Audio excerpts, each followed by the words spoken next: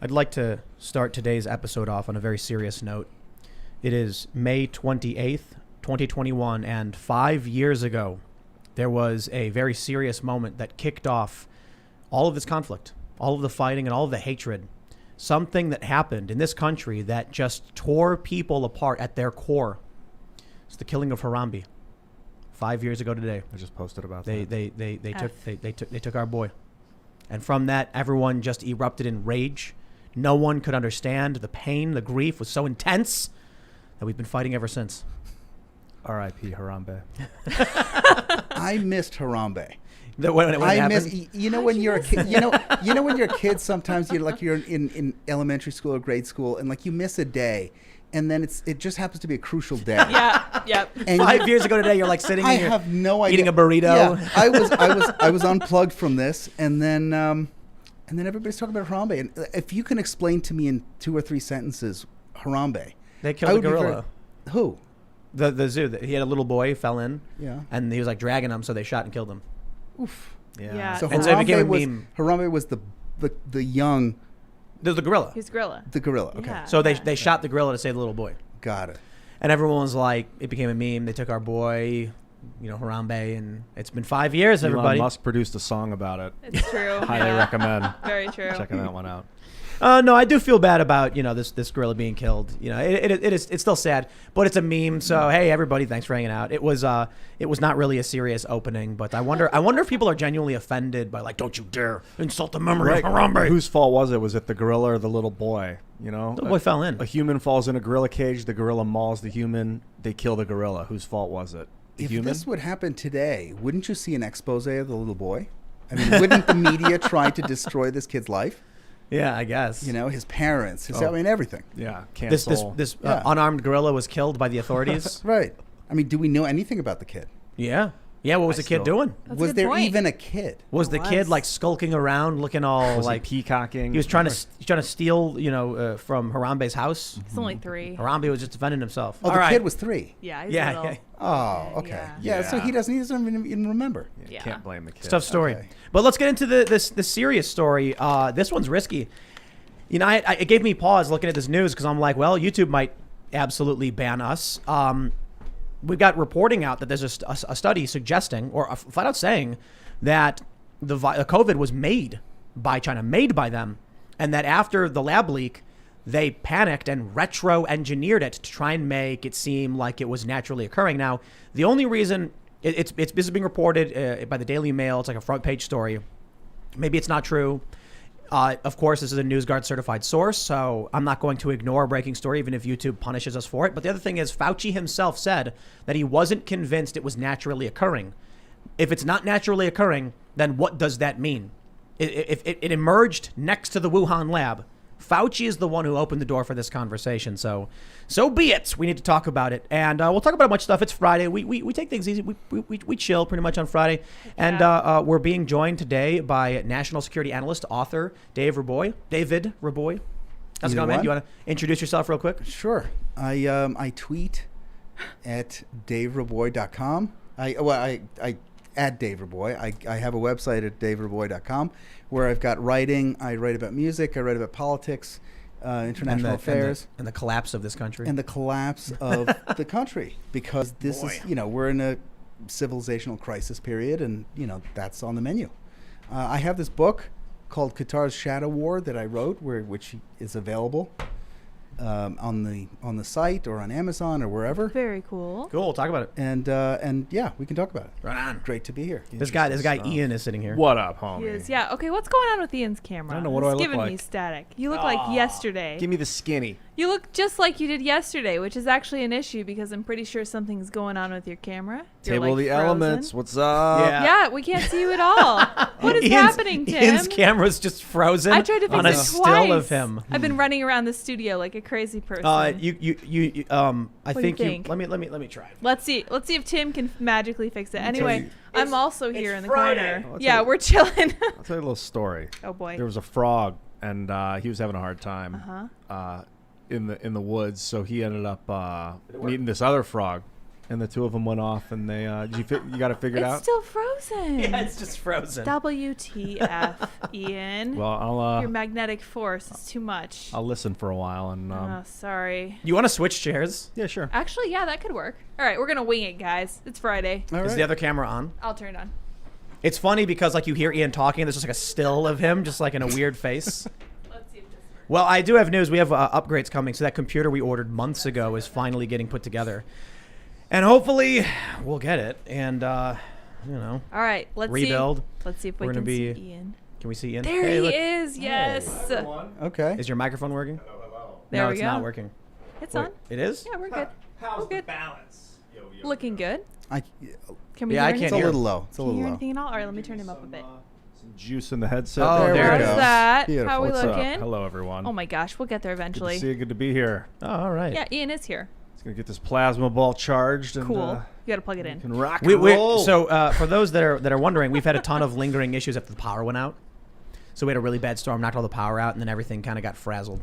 But you know, whatever. You'd think we'd be professionals at this No. point, but This looks like a professional outfit to me. It looks it's like it. almost there. It's like halfway there. It looks like it, but we're winging it half the time. Semi-pro. Like we That's just right. got an AV guy to like set compression, and we've been doing the show for over a year, like a year and a half. Yeah.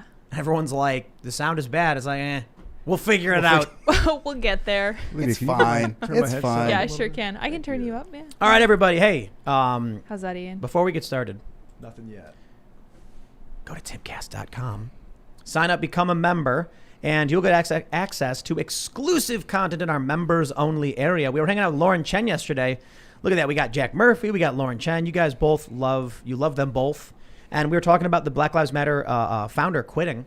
So if you Yeah. want to get this content, go to the site, become a member. But here's the thing.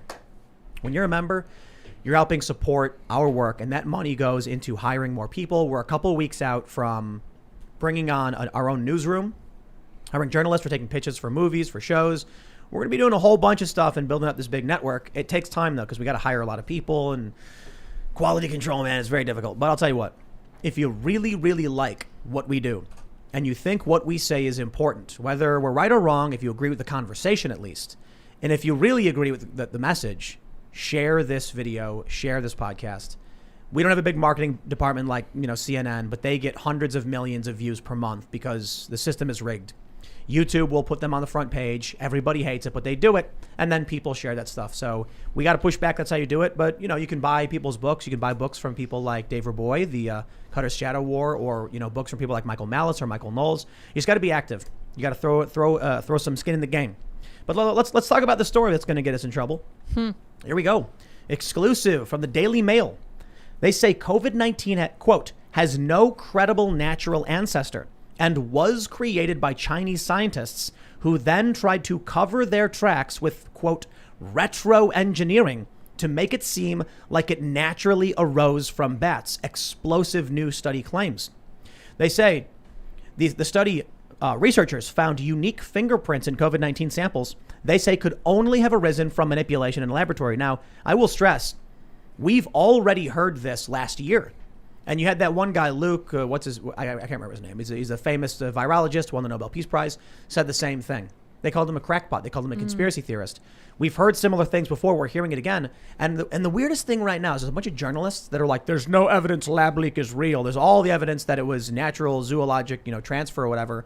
And I'm like, all right, let me break down all y'all let me break down where we're at so far. Okay. I'm going to start with the timeline as we know it now, not what's the timeline of the reporting. U.S. provided funding to EcoHealth Alliance. Money from that pool went to the Wuhan lab for what's called gain of function research, where they tried to make viruses gain functions. The idea is that by making a virus stronger, we'll understand it before it emerges in the wild. So that's happening. Then around November 2019, some people got sick. Videos came out, reports came out suggesting that at some point people had been bitten by a bat or bats had peed on somebody. So then a few months later, we start getting reports of this sickness emerging in Wuhan.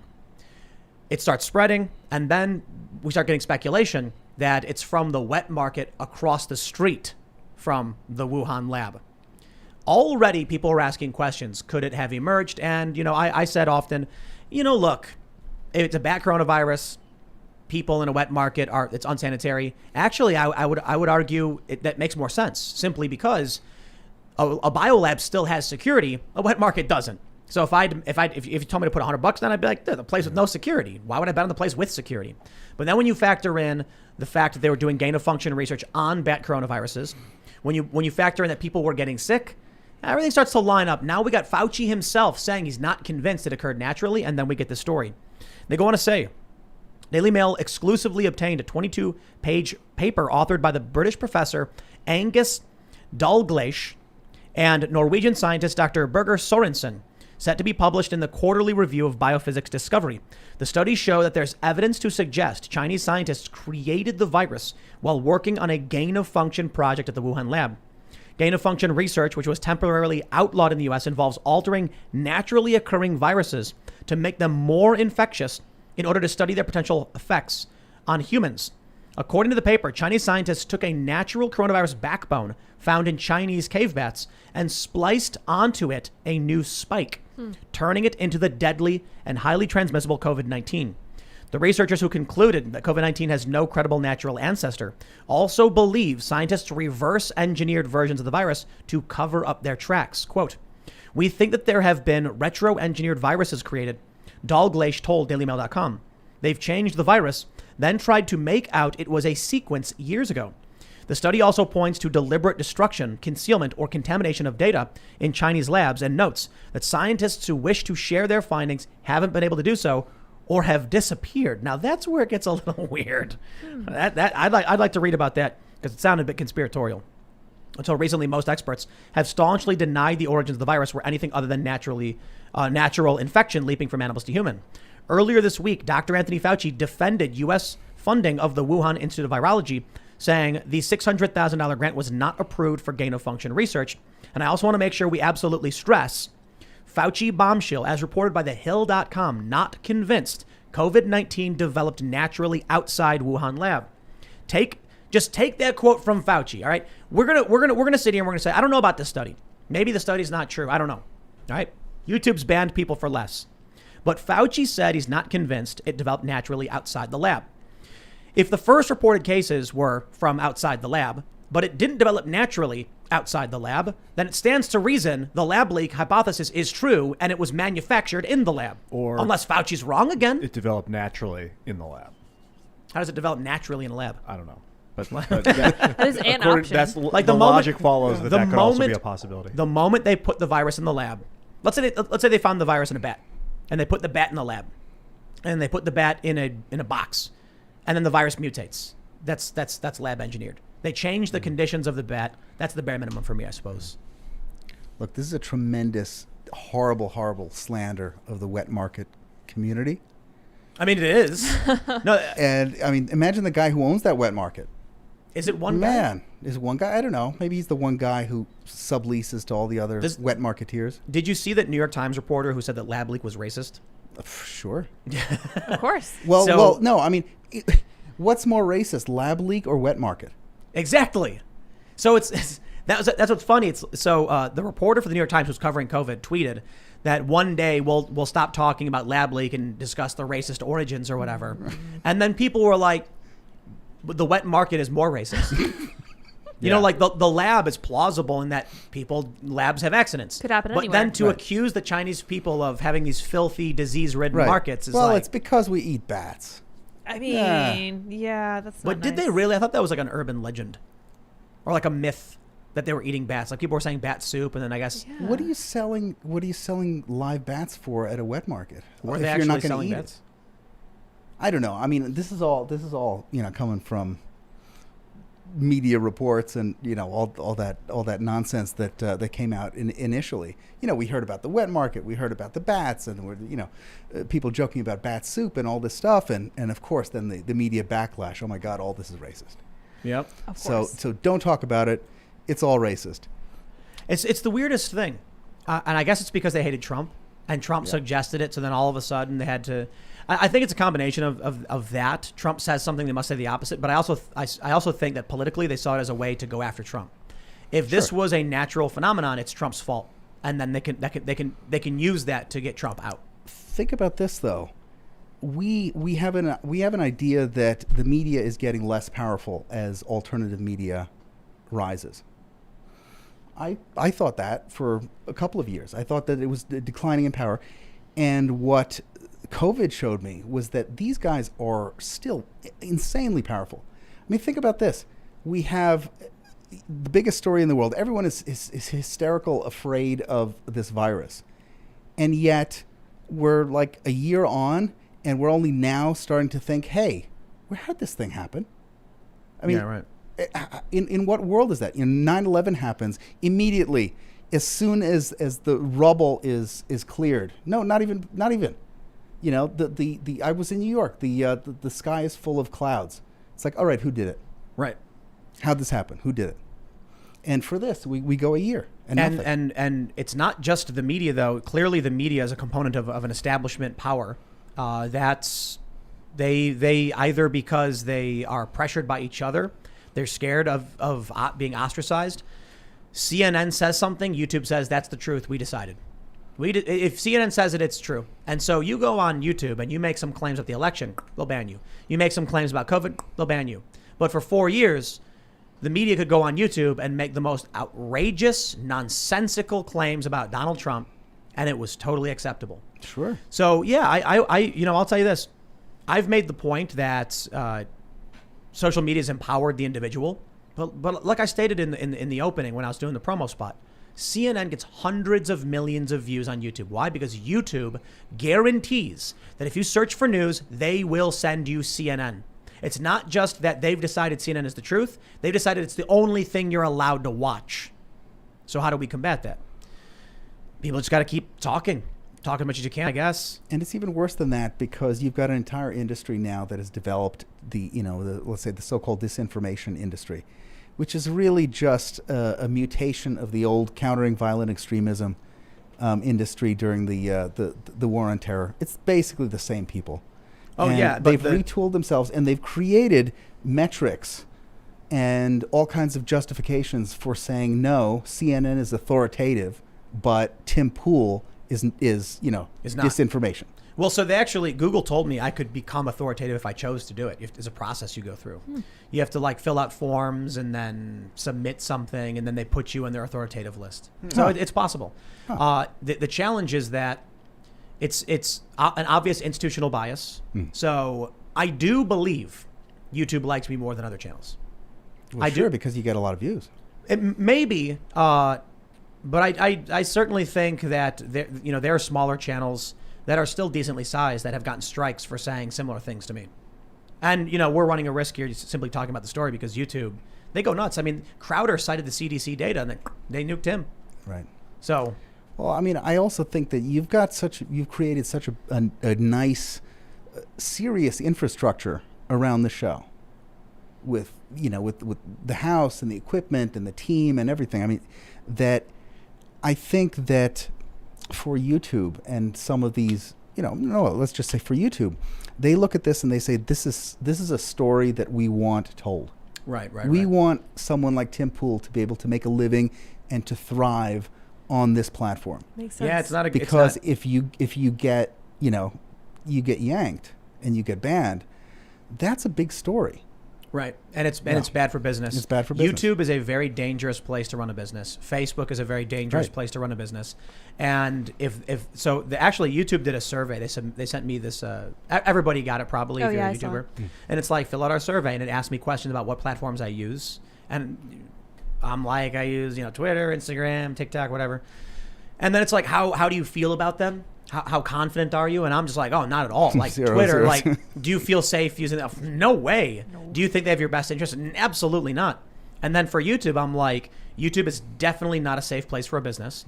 It does provide an opportunity for reach and for revenue, but YouTube could ban you at any moment without notice, and they've done it before. They did it to a guy named Mumkey Jones. He had no strikes. He broke no rules, and they deleted all of his channels without warning, because they found his content distasteful.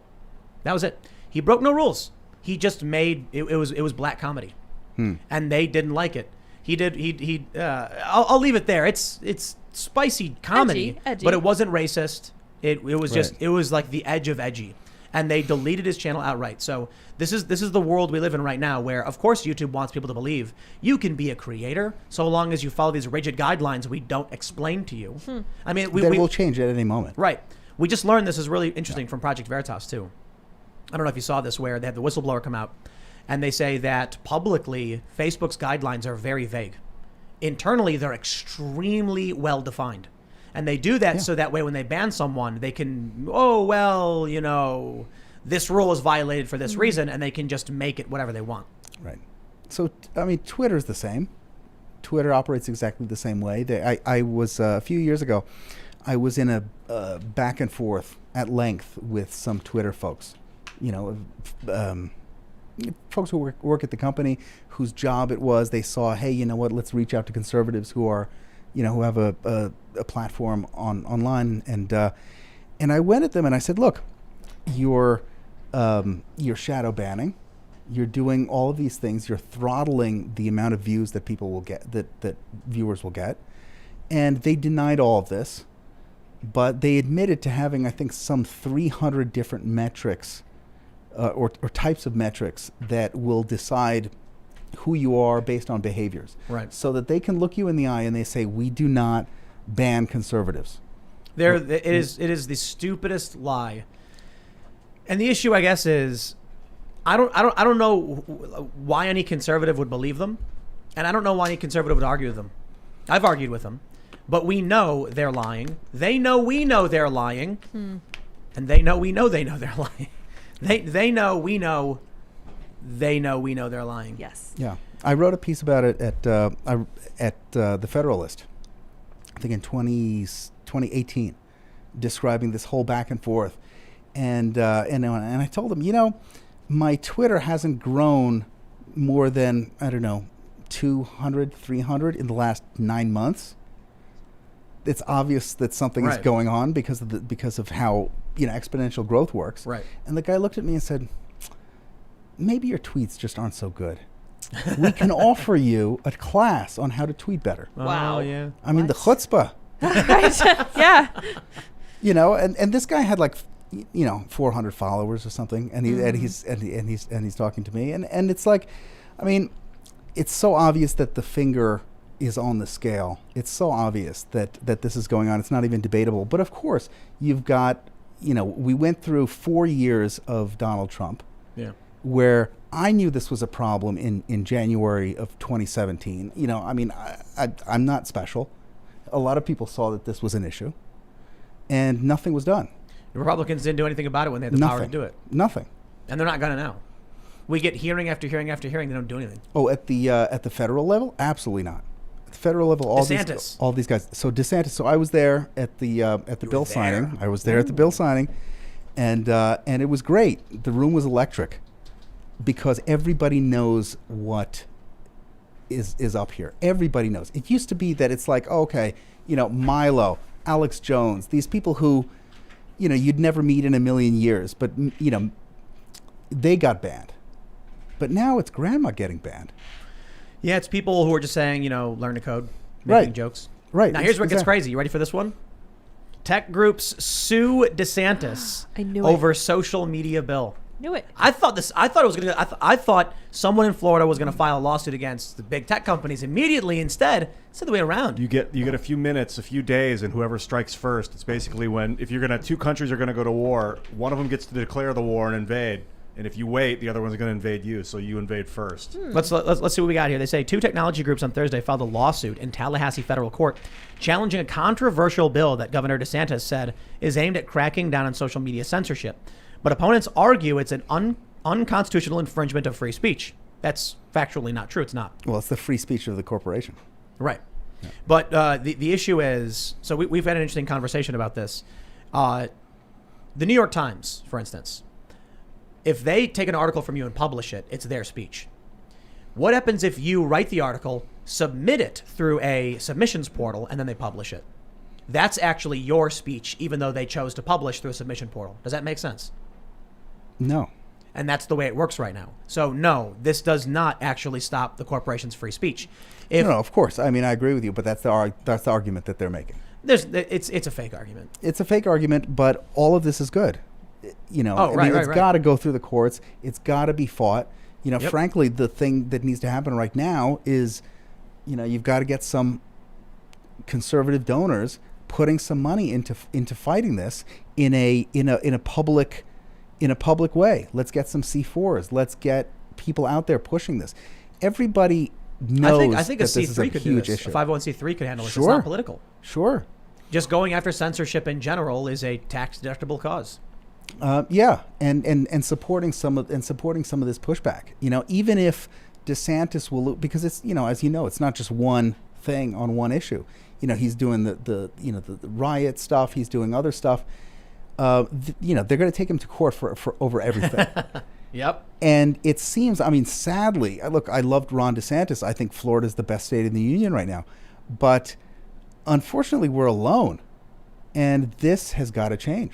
I love it. Here, let me read this quote. Americans everywhere should oppose Florida's attempt to run roughshod over the First Amendment rights of private online businesses, says Carl Szabo, Vice President and General Counsel of NetChoice. By weakening the First Amendment rights of some, Florida weakens the First Amendment rights of all. Uh-huh. Let me just explain something. The bill targets, I think they have to have like 100 million users. No. Oh. Since when has the left been like, but what about the ultra wealthy and the massive multinational corporations? Who's going to protect them? That's where they're at right now. This is the funniest thing. I saw somebody, they were commenting about Ted Cruz. He made a comment about your medical choices should be your choice and no government should intervene. And then all these leftists are like high-fiving, like, oh yeah, now do abortion. And I'm like, that's really funny because you can make fun of Ted Cruz, but what about the disaffected liberals who have always been in favor of regulating massive corporations or who have been pro-choice the whole time and are telling you you're insane? See, they ignore people like me because it's inconvenient. It's convenient for me to a certain degree because then I don't get the smear pieces coming out all the time. But yeah, when I say 10 years ago, we got to regulate these massive corporations that are stealing the commons and polluting our waters and colluding with foreign interests. And then they said the same thing. Now I'm still saying the same thing. Oh, but it benefits conservatives. So now they're not going to say anything. And then what they'll do is when a conservative comes out, they say, you just hate free speech. You were going to regulate these companies, take away their free speech rights. Because corporations are people, my friend. The chutzpah of these people is so far beyond. It's True. so far beyond anything. Because, in my mind, it's very simple. Is there such a thing as a public square? Yes. Is it possible for a public square to be owned in 2021 by a private entity? Yes, of course. Yep. Yes, of course. This is obvious. This is what a lot of the libertarian types and the people, frankly, who are taking a ton of money from big tech are saying is that they're denying that this is a thing. And the other thing is, if you are allowing these corporations to have more power than governments. Yeah. India, the will of the people's gone. Hungary, Poland, the U.S., all these other places have gotten into conflicts with these big tech companies. The big tech companies usually end up winning. Yeah. And this is it's crazy because they are unaccountable to anybody. I mean, and it really speaks to what this government is. My favorite group of people in all of this are the libertarians who should be on the side of the free speech of the individual, but instead are on the side of free speech for the massive multinational corporations and the oligarchs behind them. The reason I love it is because they hate them.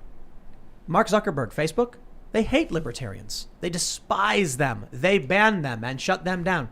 And so you have there's three groups right now. You've got the Democrat large left umbrella, which includes some leftists who, as Glenn Greenwald, but I think it was Glenn Greenwald who said this, they're the one group of people with the least ability to learn because they advocate for censorship and then they keep getting censored. You have conservatives who are like, well, we aren't for regulation, but in this instance, we recognize the importance of it and we must have our rights protected. And I'm like, makes sense to me. And then you have libertarians who are like, we are being banned and smeared and insulted. I hope Facebook has the right to remove us because in 20 years, our ideology won't exist anymore. It's the Yes. most amazing thing. The libertarians. I don't know. I had a long argument a couple years ago with this libertarian guy, and he's like, "We shouldn't be telling what these private businesses can or can't do." And I was like, "Bro, fine. I don't care." I was like, "I'm not lib right. I'm not in your bubble." So when Facebook decides to delete every single libertarian candidate and every single libertarian personality, which they're going to do, and they do, antiwar.com, for instance, we had Scott Horton in here. He got antiwar.com got censored. Why? It's anti-establishment. They want war. They want bombs. So they get banned too. And then they advocate for their own banning. It's remarkable. Like, well, they shouldn't ban us, I guess, Right. but it is a private company. All right, well, in 5 years, you won't be a part of the conversation, and I won't have to argue with you anymore, so whatever. Right. There should also be a distinction. I mean, I'm not actually for making this distinction because I think that both of these things, both, the social media companies and Google, and other search engine companies, I mean, we have the same problem with both of them, right? But the libertarians and the phony conservatives will, I mean, they will say that Facebook and these social media companies, that you have alternatives. You don't have to exist on them.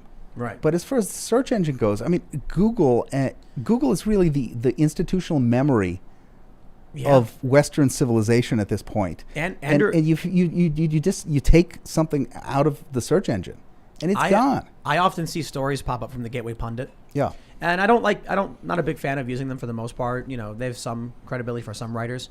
But I'll see a story and I'll be like, okay, I want to fact check this. And I'll go on Google and I'll type it in. It's like, doesn't exist. Like, there's a bunch of sites that are just non-existent on Google.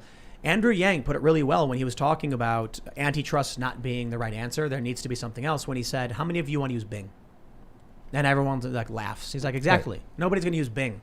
It's like Google is the service. Google is what people use.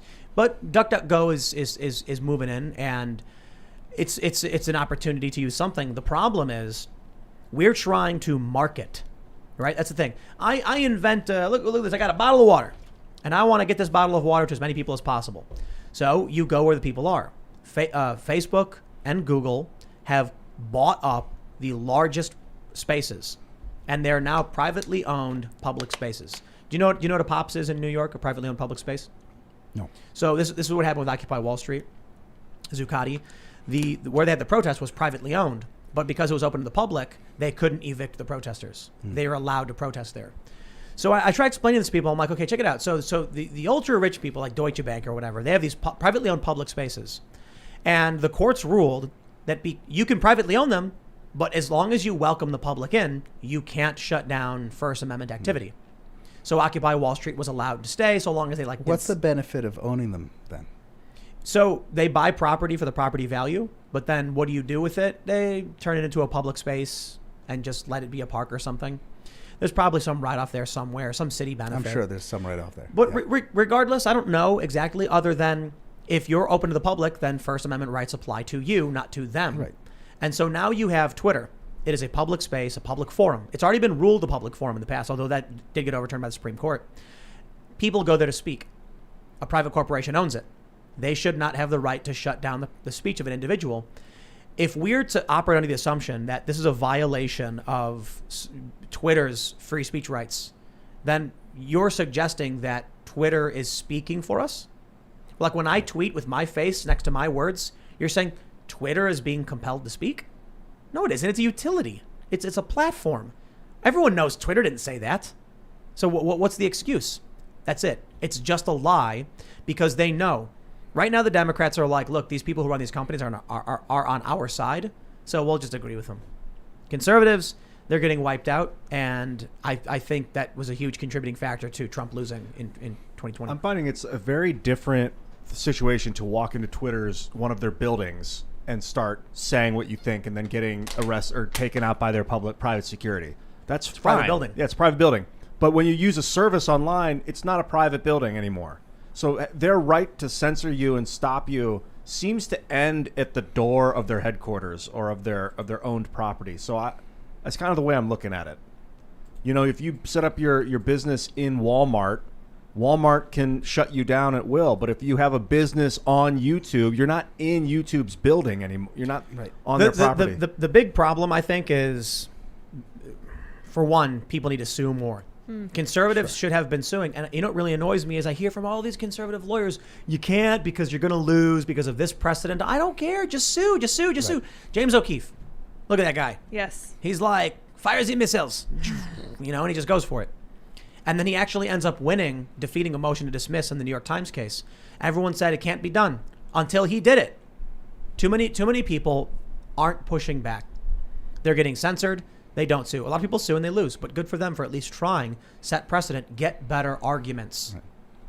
I mean, all of this too is like, they're trying to whatever arguments that they can come up with, because what they really want to do is they really want to control the flow of information, and their worldview has been rocked to its core by Trump's victory. Yeah. And by the fact that there is stuff out there online that they don't like. They thought they would be ushering in a new era of online, woke, new consciousness where everything. They didn't see that there would be an underbelly. I mean, the underbelly is us. You know what I But think? they didn't see it. I grew up online. I've had the internet as long as I can remember. My family had CompuServe on DOS or whatever. Nice. Then we had CompuServe on Windows, and then we had AOL. So I've been in the chat rooms, and I have been exposed to the nastiness that is the internet my whole life. And I knew the trolls and the hackers and the memes. So growing up, I'm like, welcome to the internet. But a lot of these people, they probably did not have the internet at a young age. A lot of people I went to school with didn't have computers. So it was a time when I'm a little kid.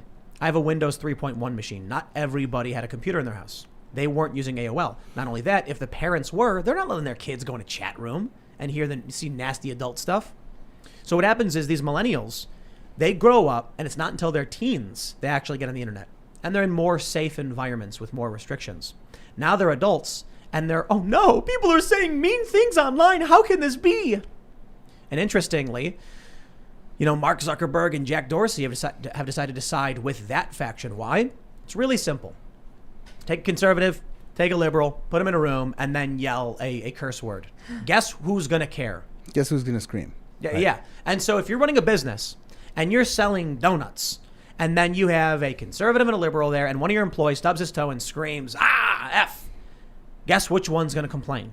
So are they going to do in any way pander to the ideology of the conservative who didn't care someone blurted out a cuss word? Right.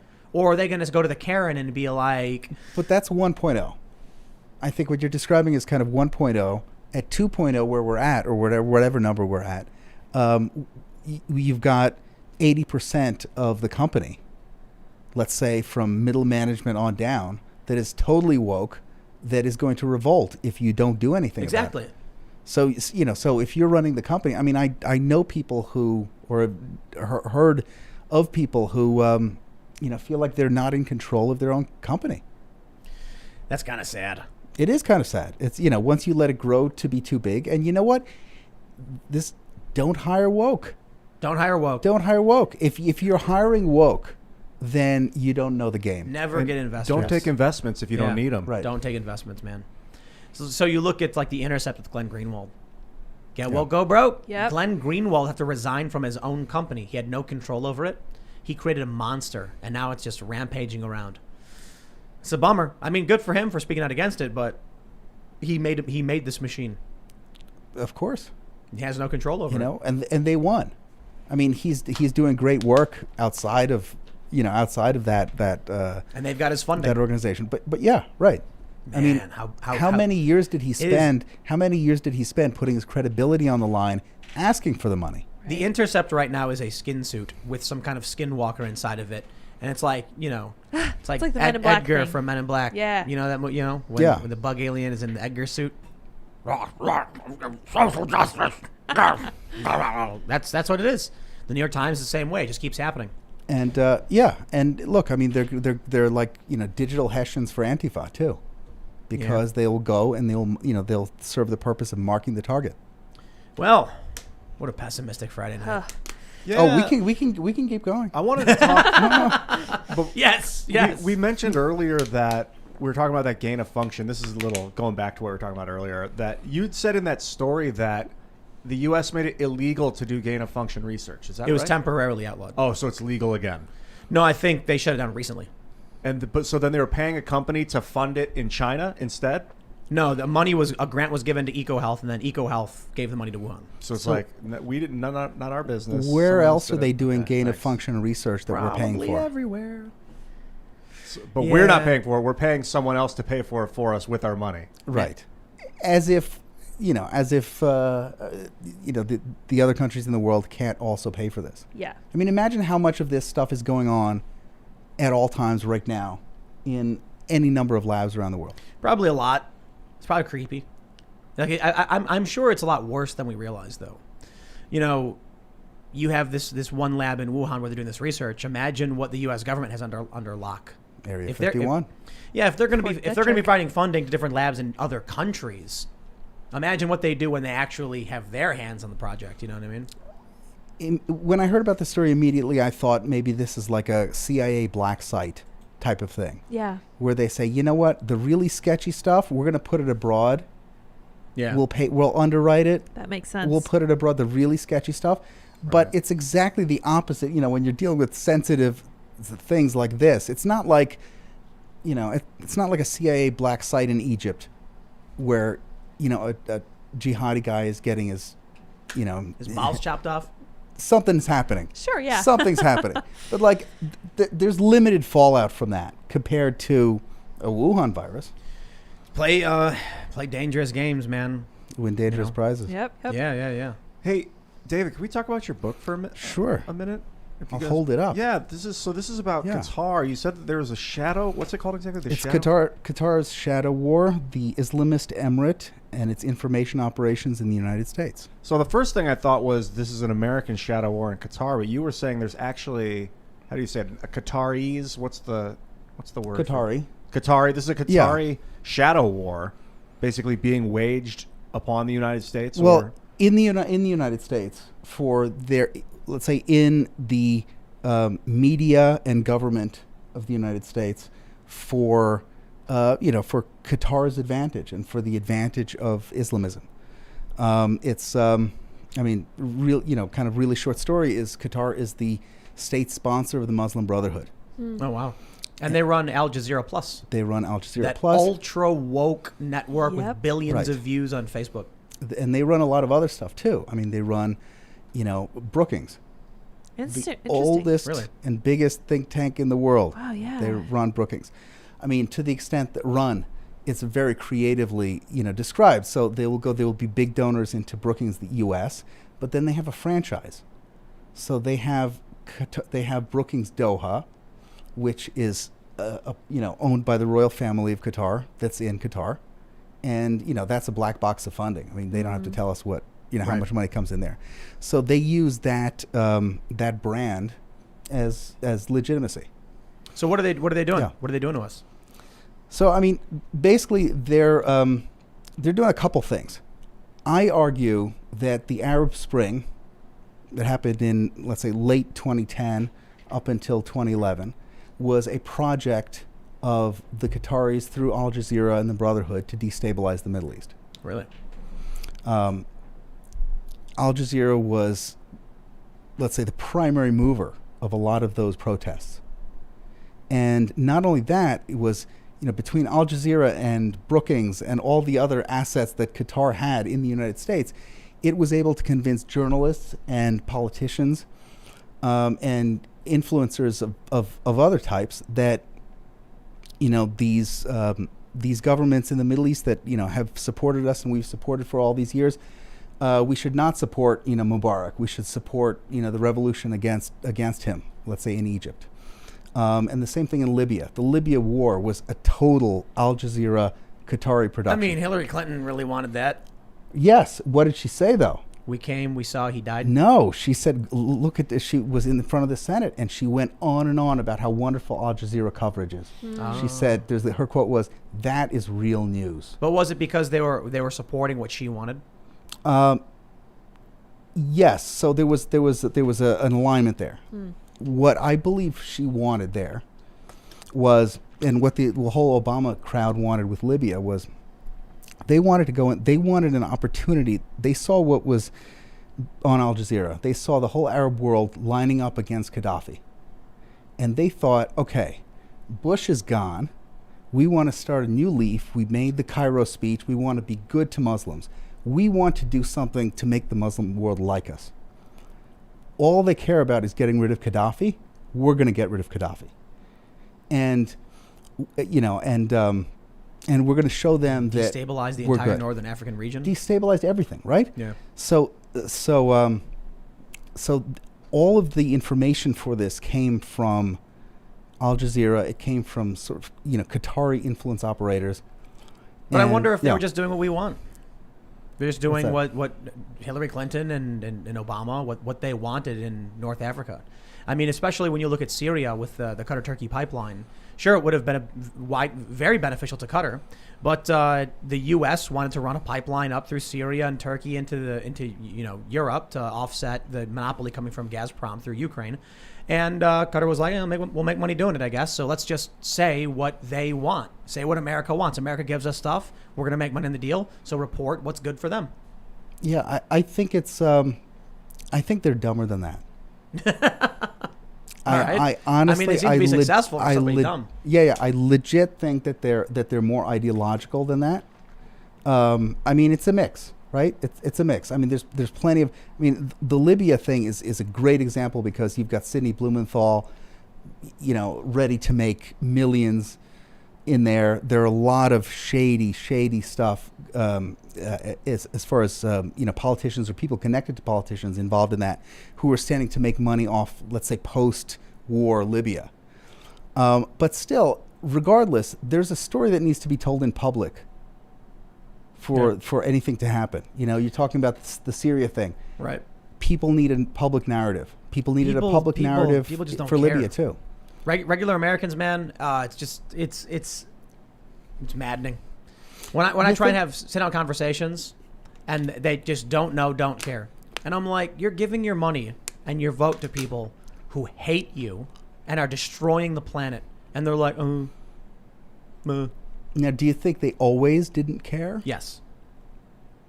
That's effective propagandizing, and when you look at these schools, how they're doing critical race theory, which is making a lot of these kids just, I mean, what was that report that came out? Like the U.S. is failing.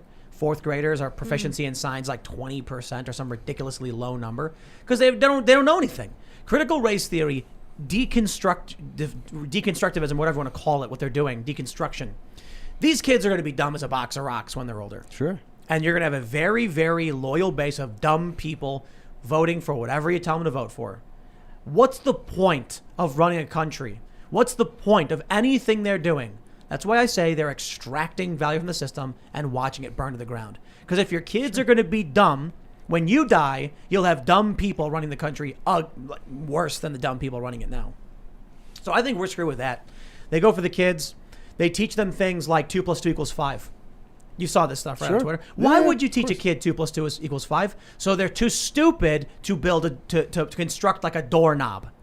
Oh, I got 2 pieces, but how do I have 4 doorknobs? It's like, right. You've got 1 doorknob. On the same token, you've got the coddling of the American mind. It was like what is it? Jonathan Haidt. Yeah.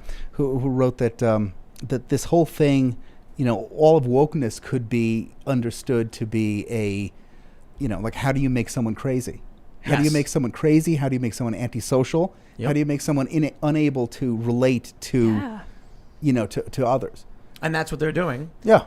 And then they're creating a pitchfork mob. That's what it is on Twitter. They're just people marching around with torches and pitchforks looking for something because they're angry. And rhyme or reason. Talk about wearing masks and being afraid of that someone else is infected with a virus, making people antisocial, especially like young kids that can't see faces. You're forced to cover yourself. I mean, but specifically in reference to educating kids and educating them in ways that make no sense. It's a wonderful 2 + 2 coincidence. = 5 is the big one. Telling people altering the history of the United States. Now what you're going to have is you're going to have some kids growing up learning about ridiculous fake history, and other kids learning different history. And what's the result? Civil war. Yeah. People. We have other options. Peaceful divorce. Civil war is. We even have things that we need to do before a peaceful divorce, which is a piece that I wrote that I'm still preparing. It's a longer thing called Autonomy, which talks about the need for, let's say, Red America to create the things that, frankly, we don't have. Like Financial institutions, like social media networks. No, like, you know. This man. I think this is a problem. The problem is that the cult infiltrated and took them over. And then conservatives are like, well, I'll go make my own. It's like, well, you had one. They took it from you.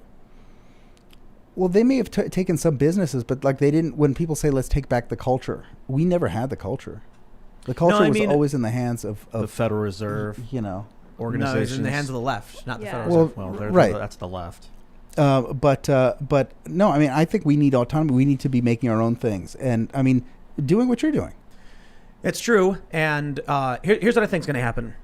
In 20 years, you're going to have a large amount, half the population, are going to believe the United States was founded in 1619 as a slaveocracy. Sure. And then you're going to have another half that thinks the country was founded in 1776 as a classical liberal revolution of the mind, from the colonists. If you can't agree on what your country is, then you can't function. And we're already at the point where, I look at Chuck Schumer and the January 6th Commission. These people are evil, evil people. It's funny because you can look at objective reality.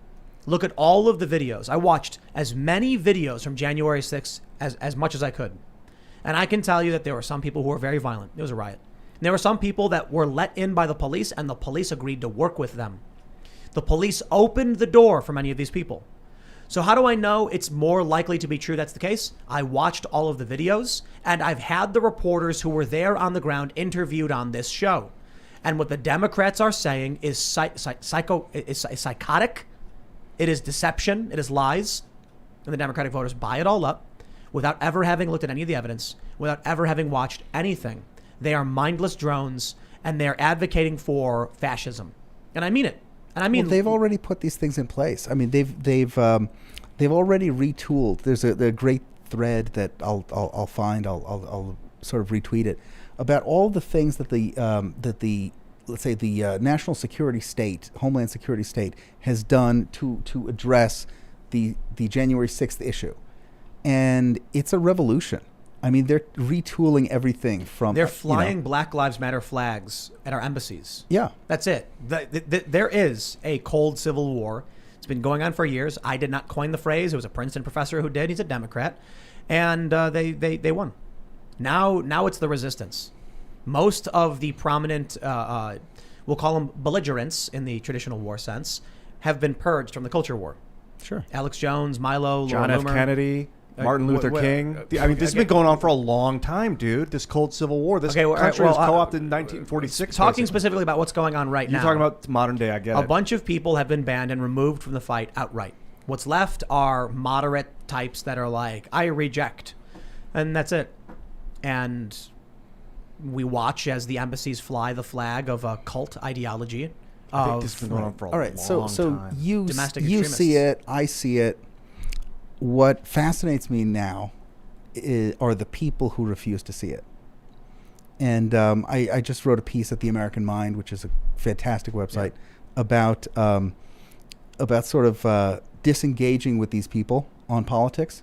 It's like if you have a fundamental disagreement about where you see these things going, like if you think that we'll be able to snap back into 1980 or 2004, then you know what? Maybe we don't talk about politics. We'll talk about music. We're just not going to go there because this to me seems like such a no-brainer. I mean, you had today. I saw a guy who was a kind of more nice guy, but a kind of more establishment conservative writer. He says, you know what? We can't, between CRT on one hand and let's say the conservative vision of education of the founding on the other, we have no disagreement. We have no agreement. So we can't really have public education anymore because it doesn't have a unifying ethos. I'm like, right. Okay, you got it. Apply that to the rest of the country. So if conservatives aren't actively trying to educate people as to what's going on, then the left just wins and it's over. Mm-hmm. And it's already hard enough with the cultural institutions controlled by the left and the constant stream of lies. The big lie from Democrats about January 6th is just one big lie. They don't want you to know that the police opened the door. They don't want you to know that the doors were opened by the cops, and they don't want you to watch the video where that Q shaman walks up to a cop and the cop says, "We're going to work with you. Be peaceful." And he goes, "You got it, buddy." And they don't tell you. They don't want you to know that a story came out about the Q shaman stopping other people from stealing from the break room. That he was saying we were going to have a peaceful protest. No, they want him to rot in solitary confinement. Then you watch as police over the past year. This is the problem with conservatives. Police over the past year have been arresting people for minor violations on like wearing masks. There's no law. There was never a law when they shut these people's business down. It was an edict. A governor said, right. I say it, and it is so. And the cop went, you got it, and then started beating and arresting random people. And the conservatives went back to blue, baby. Now, once it started getting extreme, conservatives actually started backing away from the police and pushing back against them. But it's starting to come back. I'm seeing more and more conservatives start defending the cops again. And I'm like, bro, there's a lady in Florida, Elizabeth City, North Carolina. She was driving 1 mile an hour through a crowd of Black Lives Matter people who were banging on her car, and they're charging her with 2 felony counts. The police did that. Okay, your institutions are controlled by the cult. The cops that are there right now are the mindless drones who would beat their own mother if their boss told them to do it. You've got Black Lives Matter flags flying at the embassies. You've got the FBI posting photos of people saying, we're going to get each and every one of these guys. Nothing happens to Black Lives Matter. Some things do. Do you know how there's a really interesting pattern that emerges. The people who were protesting for Black Lives Matter and rioting, the ones who were rioting and they got arrested. Do you know why those particular individuals got arrested? It's usually like they threw a brick at a police department. They attacked a government building specifically. But when it comes to the burning down of businesses, those people are free to go. The guy who died in the pawn shop that burned down in Minneapolis, no, we're not going to worry about that at all. Oh, but what was that? That Bubba dude from NASCAR, the garage puller up looked like a noose. Better send in a dozen agents. So this is definitional anarcho-tyranny. Yes. Exactly. It is what it is. You know, these... well, maybe, but no, I think I think the cult is in control. And I think conservatives... Sure. I mean, you can say... Don't fight. Well, right. So you can say that, you know, in many ways, BLM, Antifa are agents of the state. They are absolutely agents of the state. And if you fall outside that, you're on the right, you're that's exactly how it works. Then I can you sit get here screwed, and the hammer comes down. But a mythology has to be created in order for this thing to hold. A mythology has to be created about our unique, particular evil, which is what January 6th is. Right. Which is and the commission is this is the idea. What we're going to do now is we're going to spend the next X number of months to keep hammering home every day that why these guys are uniquely evil, why this is the enemy that you need to hate if you are a good American. Yep. And Republicans sided with Democrats on this one in the House and in the Senate. Yeah. Look, I mean, it's shameful. It's shameful that I mean, forget about Trump, right? This is not even about Trump. It's about sort of like baseline political warfare, baseline awareness of where we are in the movie. This is clearly what they're trying to do. They're trying to create and to they're trying to create this phantom enemy. If this is a trilogy, we just wrapped up the middle. The second movie where it ends with a cliffhanger where the heroes lose. No, the Two Towers ended with them smashing up Isengard. That was awesome. Treebeard, he's like, we're going to war. And I'm like, yeah. No, it's more like maybe Star Wars where, in Empire, it's like Han's frozen and like the Empire's back. And they're like, oh no. And it's like, stay tuned to the next movie. So it's like you get the start of the culture war. And it ends with the great victory of Donald Trump. And everyone's like, yeah. Then you get part 2, and it's Donald Trump's presidency. But then, oh no, the Empire strikes back. And now we're sitting there with the mega Death Star with the force field on it. And we'll see how it goes. Maybe someone will pick up the Emperor and throw him down a shaft. Or maybe we're really early in the movie. So it's part one. That's what I was thinking. Really, or even in the prequels. In the prequels? Yeah, I mean, who knows? I mean, it's that bad, right? I don't know. Like in the Star Wars prequels, there was turmoil, but it was still like the Republic existed. Yeah. Maybe. Let me ask you. I know I was just talking earlier about Strauss and Howe in the Fourth Turning. Yes.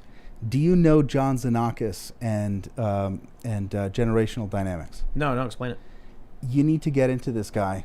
when I was helping Andrew Breitbart put together a big piece, he was the first guy that I reached out to, John Zanakis, who has a website called Generational Dynamics. Basically, the Strauss and Howe thesis is that, America has Four turns. Four turns, and it keeps seasons. Keeps going different seasons of generations. So we'll give for people who aren't familiar, the real quick is you get a period of what is it of after a crisis. There's like a great growth, then there's a period of sort of like the high, we level off, then things start to shake, then you get a crisis. Then it goes after the crisis, things get better again. Right. So there's 4 stages, and if you go back from now, like 80 years, you had World War II. Before that, you had the Civil War. Before that, you had the Revolutionary War. It's a cycle of approximately 80 years. So we're in the 4th turning right now. Right. So anyway, continue. Yeah. So which isn't real quick. Sorry. Which means we should be expecting a very serious crisis on the scale of war within the next 7 years. Right. Generational crisis period. Right. Yeah. So it's not new. He's taking the cycle of regimes and he's compressing it and looking at it a different way. Anyway, what Zanakis was doing was he's applying this to international affairs. So if you're looking at like America is following along one particular rotation. Let's say you're talking about America and England. England has its own rotation. Right. Iraq has its own rotation. So it enables you to predict what is going to happen in war and in these things. Well, no, it's a methodology more than a particular. I think there's going to be a collapse. If you look at this Strauss-Howe generational theory, whether it's true or not, maybe it's just a coincidence that we've had these periods. And often, people point out, like, what about Korean War, about Vietnam, what about Iraq and Afghanistan? Where do these fit into these theories and things like that? So maybe it'll happen, maybe it won't. But I do see when you have the Democrats lying and it is relentless, it is a zombie horde. They never stop. There's no break. There's no calm. There's no peace. There's no compromise. And the best part is they wield the propaganda machines and the big tech establishment to claim it's the Republicans who are doing that when the Republicans are sleeping on the job. So what happens is I sit here every day. At best, they're sleeping on the job. Yeah, some of them are just absent. So I sit here every day watching the news and I'm like, here we go again. The Democrats are lying about everything. And the Republicans some of them are agreeing with the Democrats and the rest of them are just sitting there acting like speed bumps. So you watch them. You watch the empire taking control. And I really want to stress a point I've been making all week. When people would say, how did Nazi Germany get so bad? Where everybody's doing the Roman salute. People in this country for the past year have been doing the red salute on marches in the thousands, defying the edicts of the governors in which conservatives got arrested because they were defying the mandates. Yet these red saluting extremists and regular people who joined in get a pass. They didn't wear masks. They didn't lock down and nothing was done about it. And when you look at New York, what did de Blasio say? Well, they're allowed to do that. But what happened when the conservatives stood on the steps of the Michigan State House waving a little Gadsden flag? Oh, it was a terrorist attack. Yeah. We'll have to be careful because the people doing the red salute could be, if you look at World War II metaphor, the communists, that they developed the Nazi Party to counter. So we got to be careful that we don't end up creating a movement to counter this woke mob that ends up becoming the dangerous Nazis. I don't think there's anything you can do about it, man. Nope. What do you mean? Of course we can. No. We're creating it as we go. No, see, what happens is for every action, there's an equal and opposite reaction. When you get thousands of people marching through the streets doing the red salute, don't be surprised when you get a counter force. It is that equal. You can't do. You'll have an energetically equal response, but the way it manifests is up to us. It could be violent. It could be peaceful. It could be organized. It could be chaotic. It's going to be the exact same thing. I don't think so. It shows itself in different ways. It might be another party, like you saw the Proud Boys, kind of, but that floundered more or less. I don't know. They got crushed by the state. Yeah. And Antifa is protected by the state. Anything that comes up from the right that looks anything like Antifa is going to be crushed. Yeah, by they the don't state. want another Nazi party. That's exactly what January 6th is about. Well, nobody wants that. Right. That's what it's about. Exactly. It's in order to stop that, and frankly, it's in order to stop any more rallies. Right. I mean, people are afraid to have rallies. You have a rally, and they're going to make the claim, January 6th, January 6th, Correct. oh no. Yep. Correct. And they have, part of, in my kind of past life, I was doing terrorism analysis, and so I'm kind of intimately familiar with what they're about to do to us here, which is, they've already created these absurd metrics. They've already created, ideological screens and tests for who is a terrorist, and all of us here, frankly, fall under it. Oh yeah. And and this is how they will justify. I mean, this is how they will justify using social media companies, right, to go after us. Financial institutions, things like that. So it's clever. Bad. It's very bad. You look back at history and you can see the assassination plots against certain, according to the government, the undesirable figures, the activists who are leading the charges for social change and stuff. So they straight up killed people. But at a certain point, they realized you create martyrs, you make people immortal. Right. Then we see Julian Assange. What did they do to him?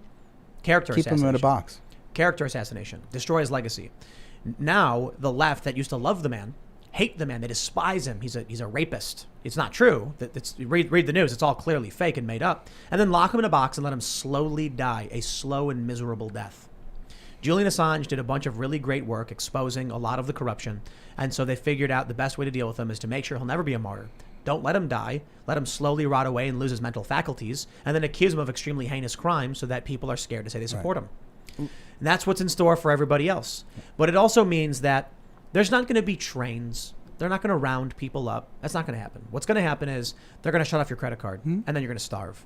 And then they're going to say, well, but it's a private company.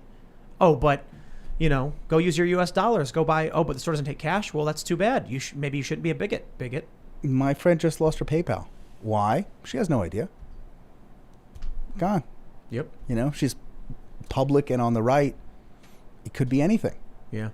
And, take away your access to banking, which Yes. they've done to the Proud Boys. They've done to a bunch of groups. It's amazing. It's happening, and it's getting worse every day. What did they say yesterday? Gradually, and then suddenly, someone said in the super chats. Yeah, Hemingway. And it's remarkable That's my line. It comes from Hemingway. Yes. Yeah. It's how do you go broke? Yep. Gradually and then suddenly, from a movable feast. So what we have now is, I don't think it's the night is always darkest before the dawn, but I don't think it's completely hopeless. I think what'll happen is there will be a collapse. I think the states will split apart. I think Florida, Ron DeSantis is, I know people who, if I have a friend who's moving, you know where they're moving to? Texas or Florida. Sure. Yep. And I'm like, come on, West Virginia, what are you doing? Look, Get on it. how do you compete with? I got mansion though. How do you compete with the beach? It's very hard. Yeah, but the weather, it's so very hard. humid. So hot. It's very hard. It's like 10,000 degrees. Literally. Like I swear I saw someone just like burst into flames, spontaneously combust once when I was in Miami, and I'm like, ah! And like I had to run to shade. As like, have you seen the core, where they go to the center of the earth to reset the core? There's a scene where like Oh, so it's a documentary. yeah. There's a scene where like because the magnetosphere is weak, solar microwaves beam through, and it's like this beam is just melting like the Golden Gate Bridge, and it's collapsing because it's so hot. That's like Miami. It's like that, yeah. Like you're just walking on the beach, you Just see like that. everyone Just like runs that. from the sun, and people are just being melted. And no, it's not that bad. But they're going to Florida and Texas because of the laws. Because Florida and course. Texas are actually protecting individual rights and are resisting all this stuff. You look at these blue states, that's bad. And what's really bad is the stuff we're talking about with the cult. It's blue states putting in people at the federal level who then exert authority over red states. Makes no sense. Or like Somebody in West Virginia wants to go hunt feral hogs with Look, their buddy down the street, and they lend him a gun. It's fine. Not in the blue states. I think that we've been negligent about a lot of about a lot of local politics in this country. We have this every 4 years. We have this big nonsense going on in Washington D.C. about who gets to be the president. We've got big nonsense every 2 years about Congress, et cetera, et cetera. Nobody knows who their senator. People know maybe who their senator is. Nobody knows who their representative is. Nobody knows who the mayor is, et cetera, et cetera. We in red states need to Local sit down politics. and get into this. Yes. Local. Yes. All the way. People ask me, do you think so and so will be, will run for the House? Or blah, blah. Who cares? I don't care. You know what really bothered me? A lot of Republicans did this too. They were like, our district is bad, and if you vote for me, I'll fix the district. And I'm like, no, you won't, because you're a federal politician. The person who's going to fix the district is the alderman or the local state senator or state rep.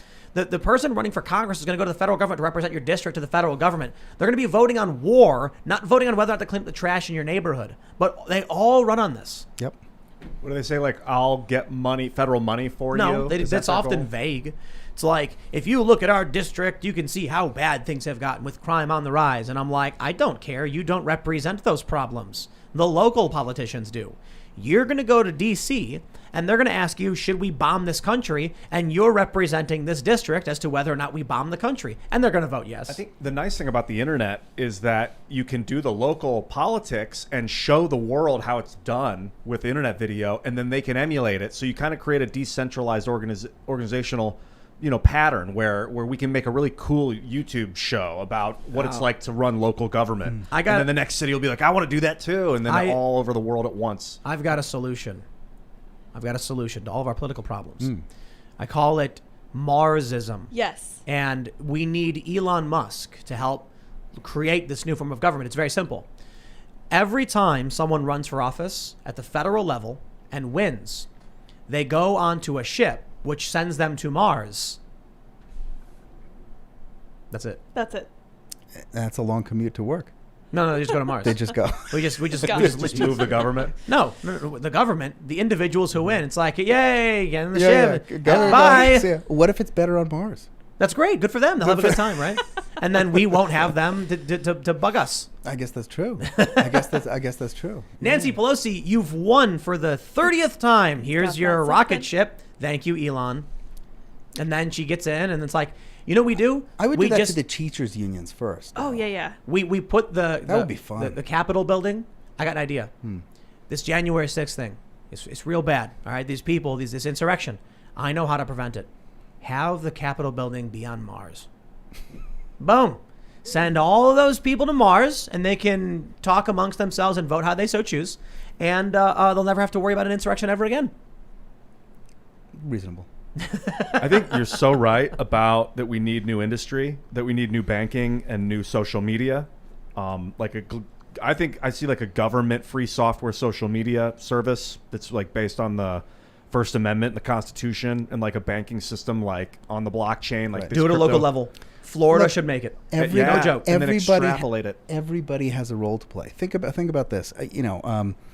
Donald Trump received how many votes in 2020? Like what? 74.2. 74.2. That's about the population of France. It's more than France, isn't it? Right? So, Isn't France like 66? So how many businesses provide things for the French consumer? A lot. This is a big market. I mean, it's not a small number of people. Texas, Florida, here's what you do. You pass a bill right now that will create a Florida social network. Boom. That'd be epic. Look, Hungary just did this. Yeah. They just created their own social network Hungry Space. that is familiar to Facebook. Hungry Book. Right. Yeah. But it's just trying to get off the ground. But you're going to need this type of thing. Yep. You're going to need this type of thing. People wouldn't use it. Right. But here, I guess the problem is Trump had the opportunity to change the game, and he decided not to. Exactly. He didn't exactly. know. Trump needed to do one thing. Trump could have went on Gab and said, hi. Yep. And that would have been Exactly. a shockwave. I think about that with myself too. I use Twitter often, and I'm like, why don't I just post online? It's not that. It's that Trump it's commanded the news. Correct.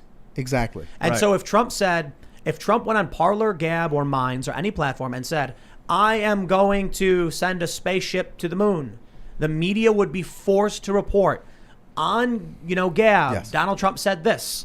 And the reporters would be forced to sign up to follow him. And Trump would not do it. And I guess it was because Jared Kushner, who was just like, don't do it, Donald. Don't change. Don't take the power away from Silicon Valley. I'm not sure that was the case. I mean, The reporting was that Trump wanted to use Parler and Kushner said not to. So I don't know. Maybe it's not true. I don't know. I mean, I would love to know the ins and outs of that, but it's absolutely inexcusable what he did. And this is why I think DeSantis should run in 2024 and not Trump. And I wonder where's Trump Jr. to go to his dad and be like, Dad, get on Gab like right now. And isn't it too late? Oh, it's way too late. It's way. And not, yeah. not only that, instead of doing any of that, he could still do it. It wouldn't matter as much. He just makes his own website. Talk about somebody Cringe. who just Cringe. absolutely. Cringe. So it's unfortunate that was the best the anti-establishment had to offer. But this was a problem throughout the Trump years, which was that he consistently empowered. I mean, look, you're the president of the United States. You can say, I'm going to talk to whoever, whichever media outlet I want, and in so doing, you will elevate this outlet. Well, who did he go to? He talked. Fox. He talked to New York Times, Washington Post. Yes. Yeah. Haberman. He was on the phone with her all hours of the night. It was Jeez. reported. Like, I'm sorry. Call the Federalist. Call the Daily Caller. Yeah. There's no law that says look, the New York Times and the Washington Post need to have access. It's because Republicans, Trump included, care more about what the New York Times thinks about them than their own constituents. Maybe not so much for Trump, but for the Republicans, yes. So Sure. the New York Times comes out and says, this politician, look at Ted Cruz, right, when he went on vacation, and then he flew back because the media was yelling at him. That's so lame. What a loser. You think he should have stayed? I like Ted Cruz, so I'll take that one back.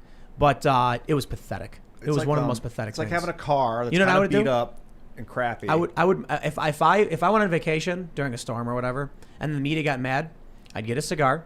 What are those things called where you clip the cigar with it? You know what I mean? Clipper. I don't know anything about cigars, but I'd get one anyway. I'd get like a velvet or Smoking jacket. jacket. Yeah. no, like a robe. Yeah, it's yeah. like a smoking Oh, okay, yeah. Yeah. And then I turn the video on while I'm in whatever place. I put my feet up. I'd clip the cigar. I'd light it, and that's it. Well, look, that's how Have at it, media. That's how you have to do it, because you need to give them at least as much contempt as they give you. Just Which stop is, bending the knee. Yeah. Well, the problem in American politics, I think the kind of crucial thing that hit me one day that I realized that a lot of stuff makes sense is that the Democrat donor is to the left of the Democrat base. Yep. The Republican is to the left of the Republican base. So Did what you- that does is that encourages the left to move left and encourages civil war on the right. Did you see that video that's going viral where the girl shows the pregnancy test and then she's crying like, "What am I?" You saw that, Ian? Yeah, I just saw it today. She's like, "What am I gonna Oh do? Ha! my Just gosh. kidding." She throws it. She's like, "I already got the appointment." Well, and then she pours a bottle of wine.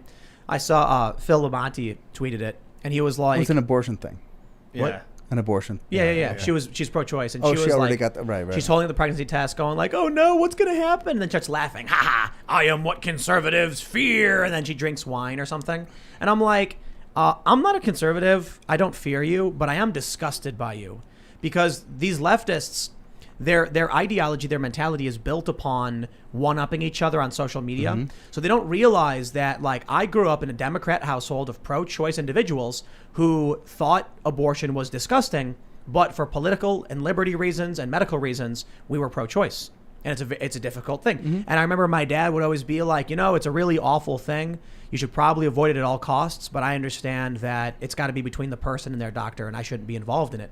And I remember growing up being like, safe, legal, rare. Now you've got one faction that's Shout your abortion. pro-abortion. It's not pro-choice. It's literally pro-abortion. Michelle Wolf goes on Netflix screaming, "You get an abortion, and you get an abortion." And Lena Dunham says she wished she had an abortion. And I'm like, these videos, man, these are horrifyingly disturbing videos for a moderate, like, former Democrat type personality. I go to my family, and they're like, this is the most disgusting thing I've ever seen. We're the pro-choice people. Not anymore. There was a poll I saw recently. Most people agree with safe, legal, and rare. Most people agree with a restriction on By third wide trimester. margins. Yes. Wide margins, yeah. So who are these fringe lunatics on social media believing that is what people like? So Phil is correct. If there is a move to the Supreme Court to overturn Roe v. Wade, it's going to be because moderates back off like, I'm not on your side. You're crazy. It's like, I'm not going to stand next to that lady. She can go out and protest. Right. I'm not doing it. No, I'll be over there. You guys are nuts. That's the kind of thing. That's a really good example of what's happening. There is a fringe element where they go on social media and they constantly one-up each other with the most insane psychobabble nonsense. And regular Democrat voters aren't there. So these people on social media are dictating what Nancy Pelosi does to a certain degree. Yeah, I mean, this is how right, but this is how the left is radicalized also. You know, I mean, now you've got like a West Virginia, you know, upper middle class couple with, you know, 3 kids who are social justice warriors Yep. because they go on Instagram. This is the craziest thing when I go to like West Virginia and I see the flags and I'm like, what are you doing? Like, where do you live? But these people aren't leaving though. I read an article from the AP. The people who are slightly more woke are leaving West Virginia. And they're going to the big cities. They're going to Oakland and New York and things like that. So this is the physical polarization. Good. This is why I said I think collapse is inevitable. Fantastic. Yeah. Red states will get redder, blue states will get bluer, and then eventually you're going to have someone in New York who's like going to run for office. We're going to get to the point where you have a congressperson who's screaming about how 1619 is fact, and these conspiracy Q lunatics believe this country was founded in 1776. Can you believe it? And then you're going to have the Republican being like, because it was, and the guy's going to pull out a cane, start whacking him, and you know what that leads to, right? Right. So when you see that the ideologies are so completely broken, Right. But we're there already. It's just it hasn't happened yet. Right? It's because I mean, all the bricks are in place. Well, no. So there's still a large portion of older people who are like sitting there with their feet up, kind of like, I don't know, you know, I don't understand what's happening. But you look at the younger generations that are being raised in this war, millennials, Gen Xers, not so much in it, you know. No. I mean, this is what I was just saying this the other day. Gen X is like, you guys. I mean, I'm Gen X. Right. You know. But then millennials, full scale. Full on. Yeah. Gen Z, it is substantially more. They're very like internet based, and so I don't know where Gen Alpha will go, but I think when you raise people in this climate, what's going to happen is a millennial understands history of 1776, but then hears 1619. If their tribe deem it so, they say, okay, 1619. But they still understand, well, there are history books, but they're this, that, or otherwise. What happens when you have these kids, Gen Alpha, growing up, where they only know 1619 from their parents? Yeah. Then they're like, these people are conspiracy lunatics who believe in some fringe alternate history about Benjamin Franklin. Like, well, he has nothing to do with anything. He's not who funded this country. And then what happens when those two people meet each other over a conflict? They can't even have a discussion over the ground they stand on. Mm-hmm. When the United States gets into a conflict with another country, we don't necessarily have arguments over like their country versus our country and our histories. It's like resources versus resources, or the future of the countries. Hey, you need a trade agreement with us because we want to use this river or this strait or whatever. Well, it's one reason why democracies don't fight each other. Right. Because we feel like we need to have conversations about first principles. But we can't have conflicts about it. What happens when you have the 100% red states, 100% blue states, and you go to Congress and someone says, I hereby think that all guns should be banned, and the other side says, I think constitutional carry should be universal. Those are like, so I was reading about gun control. We talked about it a bit this week. In the 80s, most states may issue concealed carry permits, meaning you probably wouldn't get one. Today, there's like 20-something plus states that are constitutional carry. Texas just signed it. That means if you're a resident of Texas, you can just walk around with a gun, you can conceal it, constitutional right to do so. That's a much more extreme version than where we were 40 years ago, even for conservatives. And the Democrats now are nominating a guy, David Chipman, who's like, I want to ban all guns. That guy's crazy. He's nuts. He's like any semi-auto that takes with a detachable magazine that takes over 22 caliber. So it's like every single gun, every rifle. Sorry. Right. Okay, so what people are saying is that he's just a plant. You know, he's an expendable feint. Yeah, so it's a big ask. In order to get the next guy in. And the next guy who comes in will be like, we're not going to ban AR-15s. Exactly. But we will NFA them. Right. So here's what I'm saying. The Democrats are at the point where for the past several years, they've been straight up ban all guns. I'm not kidding. They've actually advocated for consistently banning semi-automatic weapons. That's like every single handgun, all of them. That's it. That's almost every rifle. So you'll have bolt actions, lever actions, revolvers, but it gets rid of like 80-90% of guns. They just ban them. And then you have the conservatives who are like constitutional carry. And then you have people like me who end up falling on the 2A side because it's freedom. And I'm like, everybody should have a government issued Barrett M82 with a box of 1,000 rounds. I'm kidding, by the way. But I've jokingly talked about, semi-jokingly, the Department of Gun Services guaranteeing the right to own a firearm because it's in the Constitution. Sure. If you want universal health care, well, we have a right to bear arms, so we get that first. I digress. The point is, the Democrats are to the as extreme as possible. The conservatives are getting, I wouldn't say extreme, but in a sense. I don't want to say extreme because being like, do your thing as the Constitution dictates, I wouldn't call that extreme. I would call that foundational. But it is very I think conservatives are going from yelling stop to actually putting their foot down and say, okay, we're going to stop. That's why the DeSantis bill is important. Yeah. Because instead of just, bitching and moaning about big tech censorship, it's something. Where are the rest of the red states? This is a problem. This is a huge problem. And I hope it's I hope it lets people know about the dire nature of the situation. That it's only Florida. Everybody do this. Tell your friends, your state. If you're in a red state, you call your politicians and you say, please just do everything DeSantis is doing. Just there you go. We're done.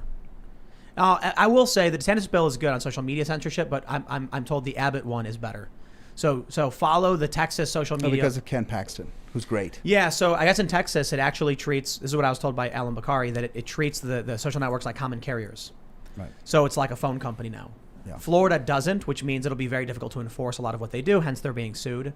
So, but I'm talking like constitutional carry and social media rights and stuff like that. Just DeSantis, do that stuff. Yeah, and I mean the other. You got to call and tell them. Right. The other aspect of this too is to make sure in Florida at least you've got cities and municipalities that are really excited now. I know the mayor of Miami is just excited as can be about bringing more people into Miami. Well, he's got to do this in a responsible way, so as not to bring in. He wants to make Miami the new hub of big tech. Okay, that's great. You're going to bring 1,000 social justice warriors in from Silicon Valley. You're not going to win again if that's what you do. I got better. I'm going to start hiring. I'm hiring people and making them all to move to West Virginia. So it's like we're hiring, and we need to hire like a ton of people, but you got to live in the middle of nowhere. And hey, West Virginia's paying people like $12,000 to move there. Yep. So it's Really? a great opportunity. Yeah, and there's a bunch of tax incentives.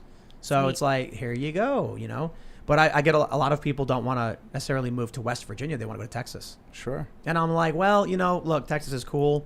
And I get it because West Virginia's not moving fast enough. I mean, I have friends who work in D.C. who are considering West Virginia as a place where you can commute. Right. Yeah, it's a You commute. can absolutely commute. And if maybe you'll go into the office 2 days a week, 3 days a week. It's absolutely doable. Well, that's one of the problems is that parts of West Virginia are turning blue. They're almost blue because DC people are moving. It's hilarious. So the eastern part of West Virginia is now like 47% Democrat in one particular county because it's DC workers who moved here for freedom. Right. It's really funny because like neighborhoods apps and stuff. You can really tell who the city people are when they're complaining about like animals and bears and like gunshots going off. And you're like, you should not be living here. But there was a story that AP report I'd mentioned that they're actually losing more people. The people who are like lefty, pro-union, anti-gun are like, I just can't stand this. It's so weird and creepy and wrong. And they're leaving. And I'm like, opportunity, guys. Sure. If you want to live in a big city, smells like sour milk, and you can't do anything, you go ahead and do it with my blessing. You want to go in the mountains? But that also Like- speaks to an awareness on their side. I mean, we've been talking about this conflict, and we think about it a lot and talk about it a lot. Okay, but the other guys, even if they're not talking about it, it enters their consciousness. I think everybody should move to West Virginia. Everybody in the world. No. I'm talking about like people who are paying attention. All of India moves to You West wanna- Virginia. I mean, I think literally you could fit China. all of the people in the world into like Houston or something. Really? If they were stacked like shoulder to shoulder. Oh, or okay. Some Yeah, ridiculous thing like that. It would like, well, no, it's bigger than that, but Right. like very little space. Yeah. No, I'm saying like the people who are fleeing Minneapolis, for instance, the people who are fleeing California, don't vote for Democrats if you're going to support the local politics. But like people should start setting up industry in other places. I've got very little. For years, I'm telling people to move to red states. Florida, Texas, wherever. And I'm just, you hear the same things. Oh, I can't. I've got this reason. I've got that reason. It's like, okay, at some point, it's probably going to get bad enough for you to do it. This is the way I explained it. Like, there's a house and there's a small fire in the garage, and they're like, yeah, I know there's a fire there, but I think I'll be fine. And you're like, at a certain point, the fire's going to spread to the kitchen, Right. and then you're going to be sitting there, and if it spreads to the door, you're trapped. Anybody that has a fire in their house and doesn't take immediate emergency evasive action is a moron. And look what's happening with people who live in San Francisco. Yep. If you're a conservative and you live in San Francisco, I'm sorry. I you used think to. it's like- I lived there for 5 years. And you left. And I left. Of There course you go. I left. Because there's Francisco's human waste all crazy. over the Because ground. it's When I lived there, expensive. it was clean. It was clean. What but years were you there? I was there. I guess early 2000s, and early 2000s, and in the late 90s a little bit too. But I didn't want to be surrounded by crazy people. What part of the people city pooping were you all over in? the street. I was in the Mission. I was Yeah. in, Oh, yeah, was in yeah, the, wow. yeah, I was Yeah, in right the, there. I was on Mission. Yeah. I was on Mission, and then I was in Nob Hill before. I love And, that area. I was over there too. Yeah, and it was, look, I mean, it was great. It was great, but the city collapsed the same way that New York collapsed, which is that the middle class disappeared, and the middle class overlaps with the creative class too. So when the interesting people leave and they can no longer afford to live there, I mean, first the families go, and then the people who have no families but don't make a lot of money and do, play music and, cultural life things. When they can no longer afford to live in the city, you've got very poor and very rich. And it's boring, and the city falls apart, and, people are saying, oh, New York is going to come back. No, It's I don't not think so. coming back. Nope. It may be clean and safe, Well, in the the rats, but it's not going to be fun. the rats are desperate. And so there's been rat packs running around the city. So rats used to just eat the refuse. It was easy. There was always waste. Once the people disappeared, the rats had to go out and start fighting. There's like a video of like a rat fighting a pigeon, and they're like both trying to eat each other. Oh my god. Well, look, you've got, how many rats are in New York, do you think? Millions? Tens of millions. Tens of millions? Yeah, I don't know. And there was Hundreds of millions, and yeah. humans were constantly throwing garbage on the ground for rats to eat, enough for the rats and the pigeons to sustain a certain level of population. Right. Humans all disappeared. Now all of a sudden the rats, no food, pigeons, no food. They start fighting each other. There's like a video of someone getting attacked by a squirrel too. Like a squirrel was desperate, was like biting people. Yeah, and you get bit by that, you gotta go get your rabies shots. Sure. Numerous shots. You want to live there? By all means, you do with my blessing. I'm gonna go out in the middle of the woods, and I went out today, and I grabbed like 30 or 40 cicadas in like 10 minutes. Just chuck them into the It's chicken. quick, city. yeah. Make a nice stew. No, I'm not gonna eat bugs off the ground. Get parasites. You give them the chickens. Yeah. Chickens ate them up, gobbled them up. Hey, it's like I don't gotta buy chicken food this month. We got all the cicadas. Just it's crazy. It's like I walk along the edge of the property, collect in like 10 minutes like 30, 40 cicadas. An What hour do later, chickens usually eat? an hour later, I go back out. Same thing. There's more. Cicadas are all back. Chickens eat just chicken feed. So there's something called egg-laying layer. It's a Right. protein meal. Okay, They eat so- bugs and they eat grass. Okay, so They eat mice, too. an insect can replace, for a chicken, a cicada is like a treat. Oh man. Oh yeah. Yeah, they go nuts. They love mealworms, but they're omnivores. They'll eat anything. They eat grass. They literally eat grass. Yeah, it's They'll funny. eat It's each funny other, when you can won't like they? feed them grass through the wall of like the coop, and they're just like freaking out trying to get it. Yeah, they love it. It's like spaghetti. Like they slurp it up. It's become a thing. I never thought. I mean, whatever. I played music, lived in New York, whatever. I never knew that I would have multiple friends who owned chickens. Yeah, That was not a thing that I expected in my life. Yeah. dude, city life is whack. It's I whack. thought it was like the only way to go for the first half of my life. Yeah, 20, but 30 but years. communications changed it. Now people can work Yeah, remote. sure. Now we got satellite internet. Now, so when I was wanting to set up a show, I'm like, we need good internet, so we want to be in a city. It was very difficult to get internet here. It took us like 6-7 months, I think. Yeah. So we're in the middle of nowhere. We had really bad internet, and then in order to get like a business level internet, Sure. we had to. And COVID probably it's played a spent a big lot part. of money. Really Yeah. expensive. Yeah. It's sure. probably like 10 or 20 times the cost of normal internet, or maybe even Yeah. 30 times the cost of normal internet. I don't know. I think cities get a bad rap. Cities get a bad rap these days, especially from folks who are on the right or folks who have kind of recently left cities, because they used to be really cool. They used to be a lot different, and it was prior to the social media age. It was when, there's something special that happens with a bunch of people, in approximately in the same place. Music, Yeah. creativity, movies. Yeah. And but it's homogenous. It made everything boring and the same. So it used to not be. Yeah, I know. I often ask people, when was the last... So we have Christmas music every year.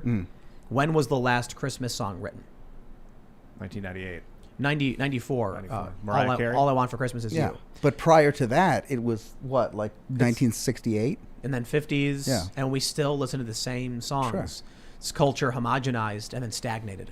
So maybe this is good. Maybe this like city evacuation or whatever is going to result we need in...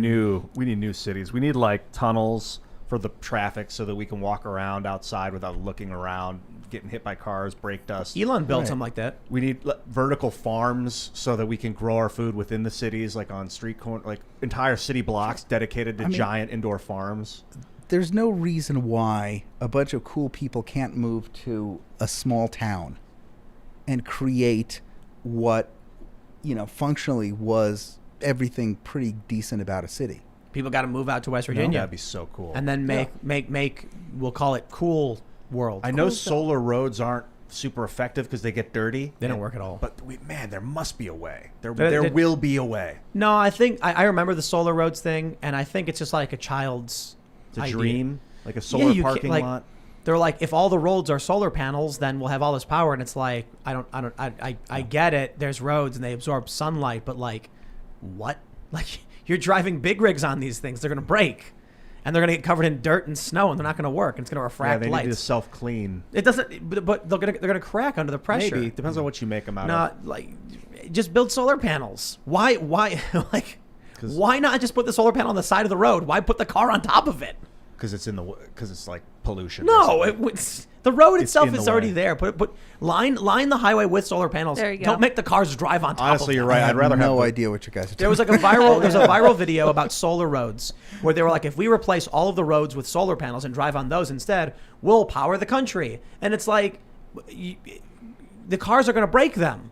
They're made out of like double reinforced glass, so they don't really. They break. They can handle That's the literally what pressure. happened. No, they can't. What literally happened was the Well, cars broke them. And they got Theoretically, scratched. they could in the future. They're in prototype stage right now. This was 10 years But ago. I think or the road something. should be underground anyway. So The point is, Maybe it's why not the road. not just put the solar panels over the road? because it's pollution. What do you mean it's pollution? It's like It's like sight pollution. It pollutes the environment. You can't see past it. Get It outta blocks here, the view. dude. It blocks just the view. just do nuclear, and you can have There a you go. nice, Right. beautiful Ian, sky. You don't have to. Here's what you do. You cover all roads are covered tunnels with solar panels on top. I also want to put There the you go. power With- lines. with screens inside, Yeah. so that when you're driving in the tunnel, you can watch TV. You can see what you can do. Yeah. Twitter. You can do whatever you want. Yeah. If we could put All the right, power we gotta lines read these super chats. Nice. If you haven't already, you can do us a favor by smashing the like button because it really does matter, and sharing the show and the video with your friends just to help spread the word and maybe have an impact on culture in a way that will make us a bit more optimistic. And don't forget to go to timcast.com, become a member. We got another vlog coming up tomorrow over at Cast Castle on YouTube, so make sure you check that out because we had a blast the past weekend. All right, let's see. Justin O'Toole says, Tim, please invite Thunderfoot onto Timcast to talk about UFOs. That sounds fun.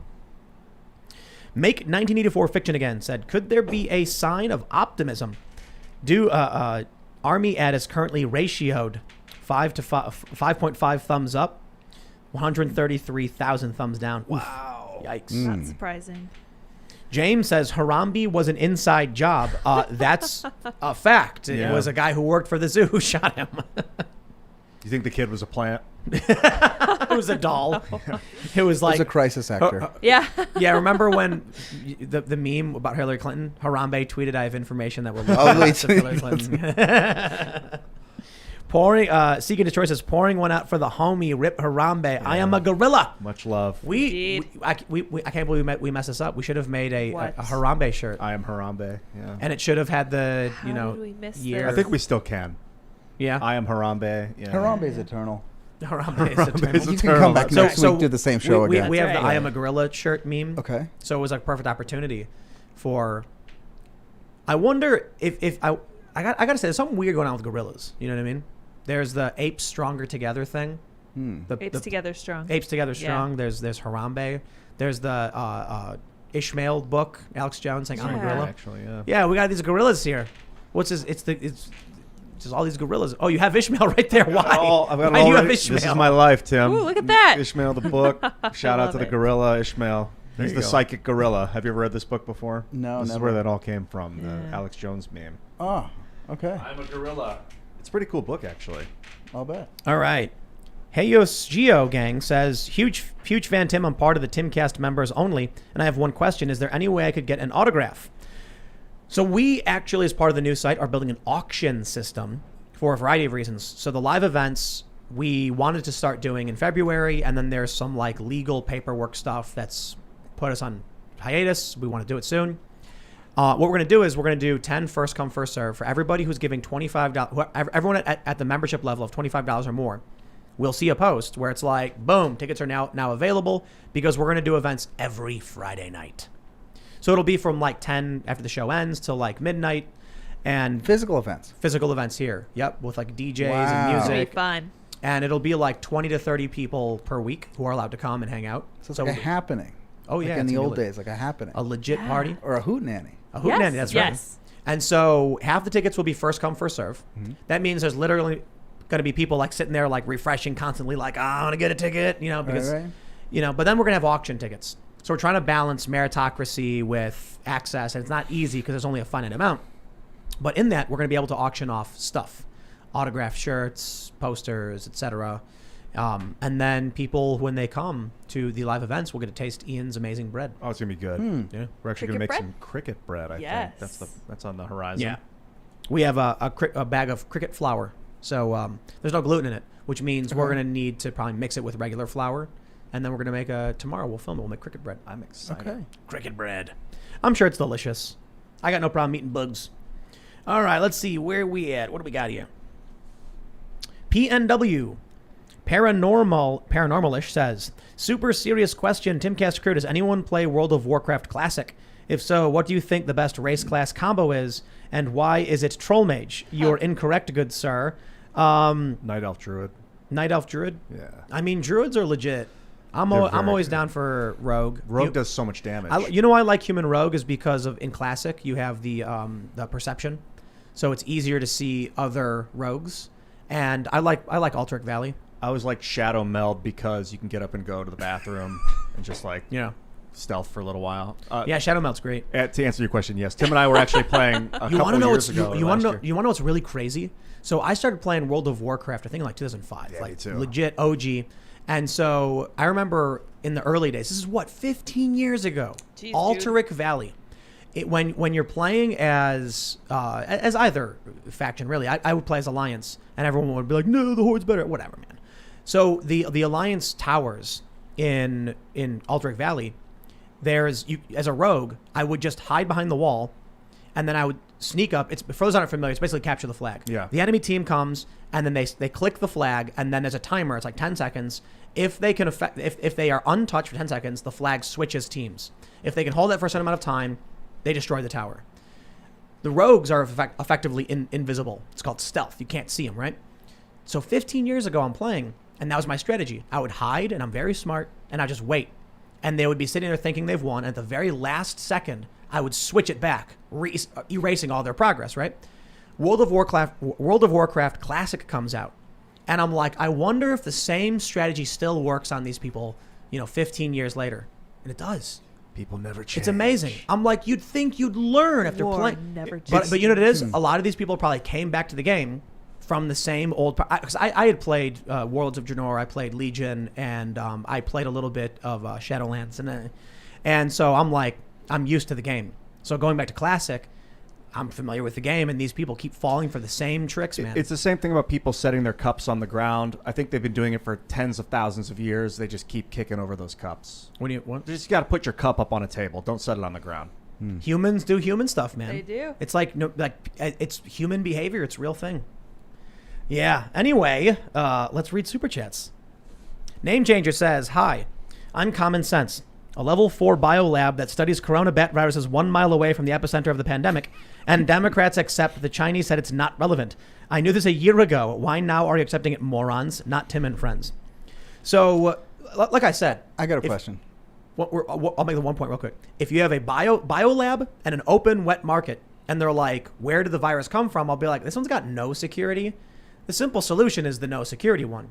You add in all the new information in the reports that they never released, changes the narrative. Sure. Let me ask. A few weeks ago, when we saw the kind of first negative stories about Bill Gates coming out, Which stories? His divorce. In regards to the yeah. divorce, and then you were like, okay, he's engaged in this bad behavior. He's done this and that. All of a sudden, Bill Gates for the first time was kicked down a peg.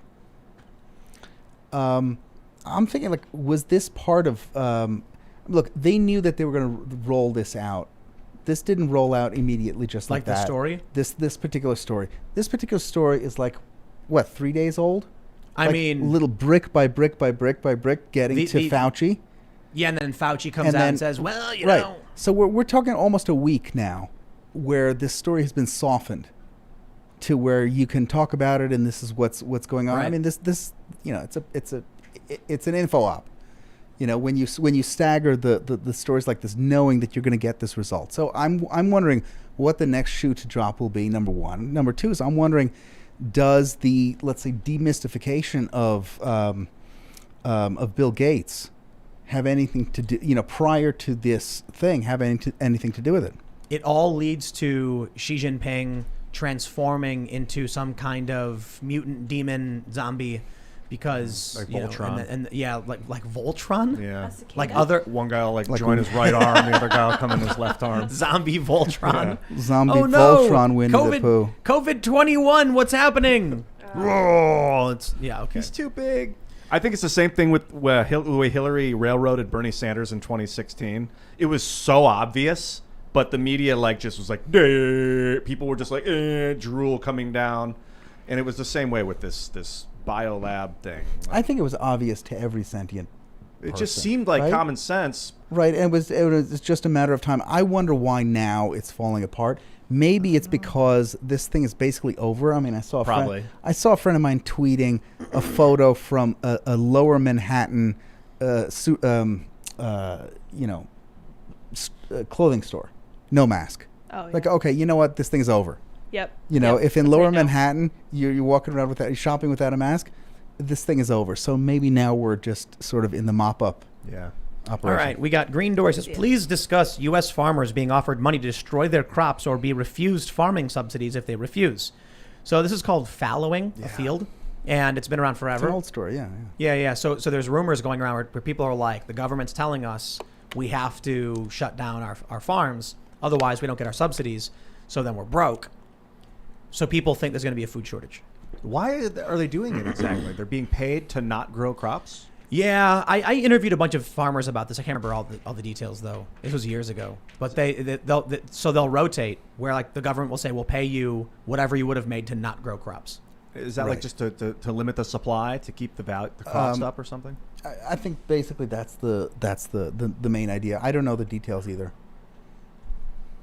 Rampton says Michael Knoll's book on pre-order or whatever.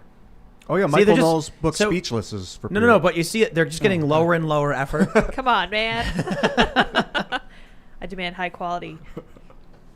All right, Jay Neighbor says, hello, Timcast has now been heard throughout the continental United States. Unfortunately, it is all by one fat and now apparently old truck driver from Dubuque. Old. Truth hurts, Tim. Thanks. Thought you would like to know. We actually had someone, I mentioned that, like the people who listen, it's like a regular guy, it's like a truck driver, a fat truck driver driving through Dubuque or something, or from Dubuque, and then some guy was like, hey, that's me. Wow. That's crazy. I love our reach. The Throne says, you don't need to regulate big tech, just enforce the existing rules.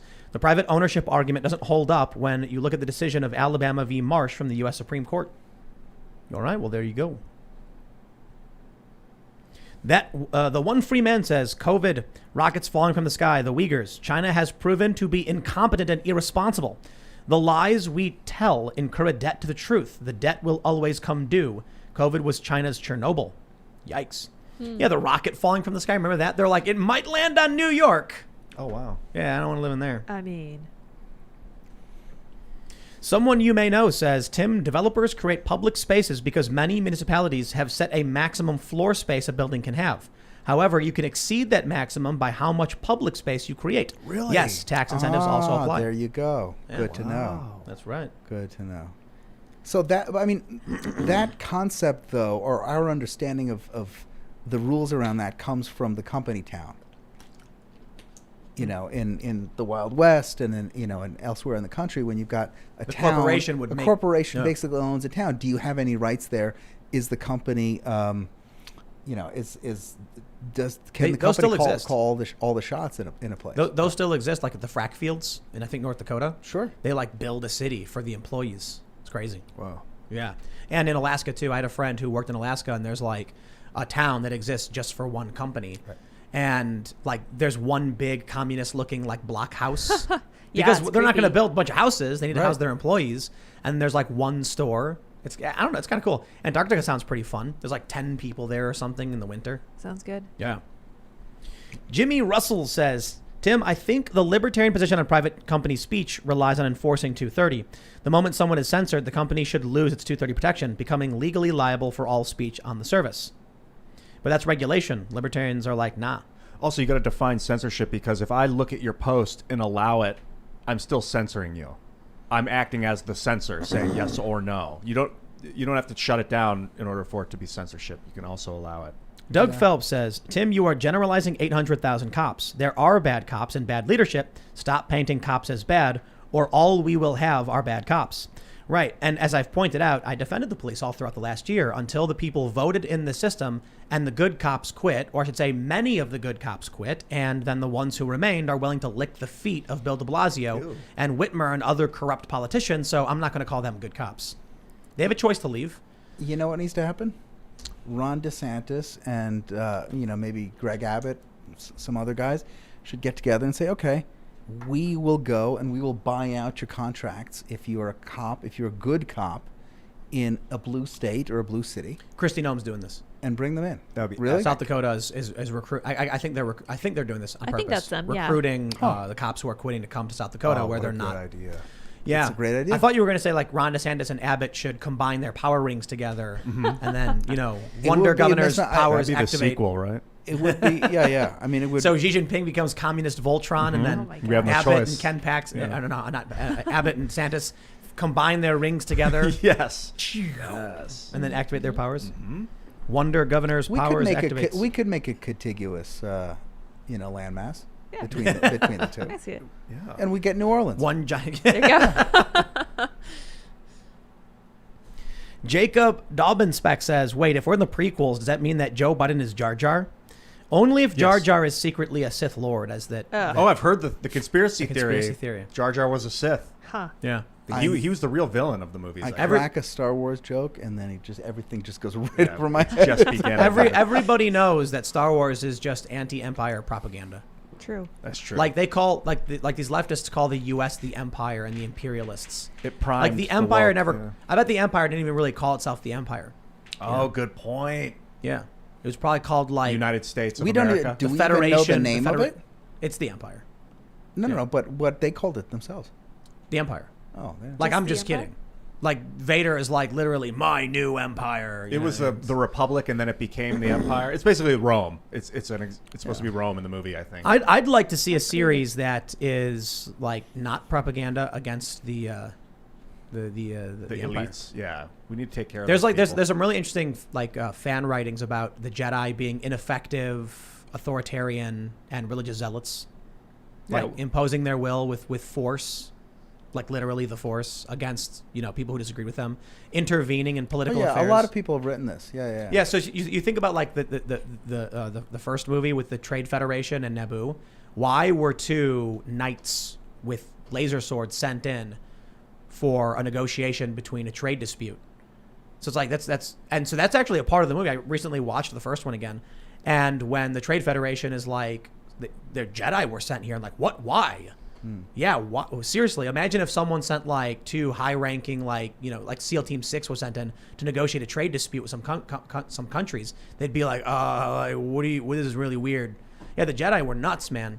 They're religious zealots. We should make that short film. Oh yeah, so it'd be like Yeah, Vader is a disabled veteran war hero. So it'd be like if the U.S. government was negotiating a trade contract with Google, and then like MI6 showed up, a couple of like MI6 agents. No. It would be like if there was a port blockade in Greece because a Chinese vessel was trying to negotiate a trade deal. So the U.S. sends in SEAL Team 6 to negotiate peace. They'd be like, nah. That's what it was. That's what happened. And then that actually triggered the conflict. They're like, then Sidious is like, kill them. They should never have been involved. So they should have been involved, man. Chris Pavoto says, since Tim keeps saying he'll never run for an official office position, why not use this platform and reach to reform Section 230? There's several guests and supports to give input, then submit the papers to Congress. I mean, we do talk about it a lot. We do invite people on to talk about it. And didn't we just say Congress and the federal government is a dead end? Local politics. Yep. Yeah, you got to go local. One by one, the states will start adopting the law. Then eventually it'll be a huge conflict. It'll go to the Supreme Court, and then you'll get your answer. Not that I trust the Supreme Court, to be honest. Do you see that video of Clarence Thomas laughing? Oh, the best laugh. Yeah. What a laugh. Yeah, classic. I like the meme where it's like, you know the meme where the woman says men only want one thing, it's disgusting. Yeah. And then someone put the image of it's the Supreme Court, but everyone is Clarence Thomas. Yes. Correct. Yeah. Ben D says, I agree with David. We are in the prequel. We just passed when Natalie Portman says, this is how liberty dies, to thunderous applause. People are cheering for the system burning. Yep. Yes. That's sad. Well, it was a good run, I guess. No, I think it was like 1900s is when things got real bad. The good thing is states, United States, the states' rights and the power of the state, because no federal prohibition has ever really worked that I can tell. They tried to prohibit alcohol. They tried to prohibit weed. If they tried to prohibit guns, the states are just going to say, F you, and do what they want anyway. I like that. Well, no, I mean, because traditionally the states, I mean, would that if they did, I mean, traditionally the states end up buckling because they're all taking money from the federal government in some way. I mean, the states don't want to be responsible for, just a lot of the stuff that the federal government pays for. Yeah. And this is how they, this is how the federal government, this is how the left gets everything they want in the states. Print that federal funny money. Yeah. What's happening now is, before the pandemic, the blue states were in serious trouble. Now they're all getting bailed out because of COVID, and now they have a surplus. All right. Aaron Mollenauer says, enjoy your show and your guests rock. Aaron Mollenauer for President 2024. A common man for uncommon times. Together we will win back America. For Ian and America, I will order an audit of the Fed. Yes. I will mandate constitutional studies in all public schools. I like that. You have it's my a vote, platform. sir. Yes. Audit the Fed. Jerome Morrow says, Ian's been too calm tonight. What do you think about getting rid of the Federal Reserve and then replacing gold with graphene as the global reserve medium? Interesting concept. Wow. Yeah, graphene scarce. And it could be valuable. that we bypass the money system completely and just have a resource-based economy that's based on electricity. What does that mean? And resource, graphene. What's a resource-based economy? Where you use, I mean, you would need a total retrofit of the economy. You'd need fusion power to electronically. What is a resource-based economy? Like you use electricity as your resource, your main resource, to atomically print water and food. But what do you mean? I don't understand. Locally. But we can do that. Can? So what's our economy based off of then? This current economy? Yeah. Fiat. So wait. So I don't understand what you're saying. Fiat means faith. It's faith-based economy. You print as much money as you want and pass it around. You're saying people would generate electricity and then what? Trade batteries? No, you would trade electricity. Yeah. You could charge each other's batteries and stuff like that. So how would you quantify the electricity? I guess you could measure it. So then you'd trade what, like amp hours? Yeah, probably. So you'd call it like what, an amp? So you'd have a bank account with like 10 amps in it? Yeah, you'd have a battery. There wouldn't be no more need for banks. You just have batteries that are charged or discharged. So you could make your own energy? I think so. You could like ride a bike and then generate power? Right. That leaves individual power because you don't want the state to like be charging everyone's batteries for them. You want the individual to be able to power That's a their very private thing. That's kind of cool though. You don't come behind. Imagine if it was like based on energy. You could literally ride a bike for an hour, charge a battery, and then go to the store and click it in, and then transfer your energy to the grid, and then get an Apple for it. People be like, I love that guy. He rides his bike 8 hours a day and powers my house. No. Everyone loves No, that no, guy no. because he does all the work. Nobody would say that. But you could. You'd walk up and you go to your friend's house and be like, "You got some sugar I can borrow here?" And you click your battery in and send them some of your power or whatever. Mm-hmm. Or it'd probably be an app and it would transfer from your storage in your house to the. You to could the go grid. to someone's house, use your battery to power their atomic printer to get food at their Wow! house. Imagine if you could get like a solar panel on your house, which generated so much power, it put money back in the grid, and they gave you money instead. That's literally how it works. Yeah. Yeah. I don't like money.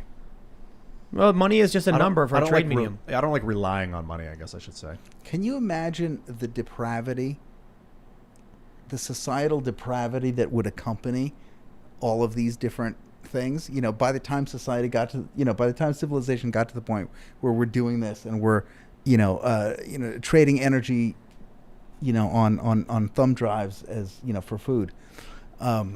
Just imagine the depravity. Imagine the state of humanity. I constantly think about how we can transition without a fallout, without like losing a quarter of the population to poverty or to.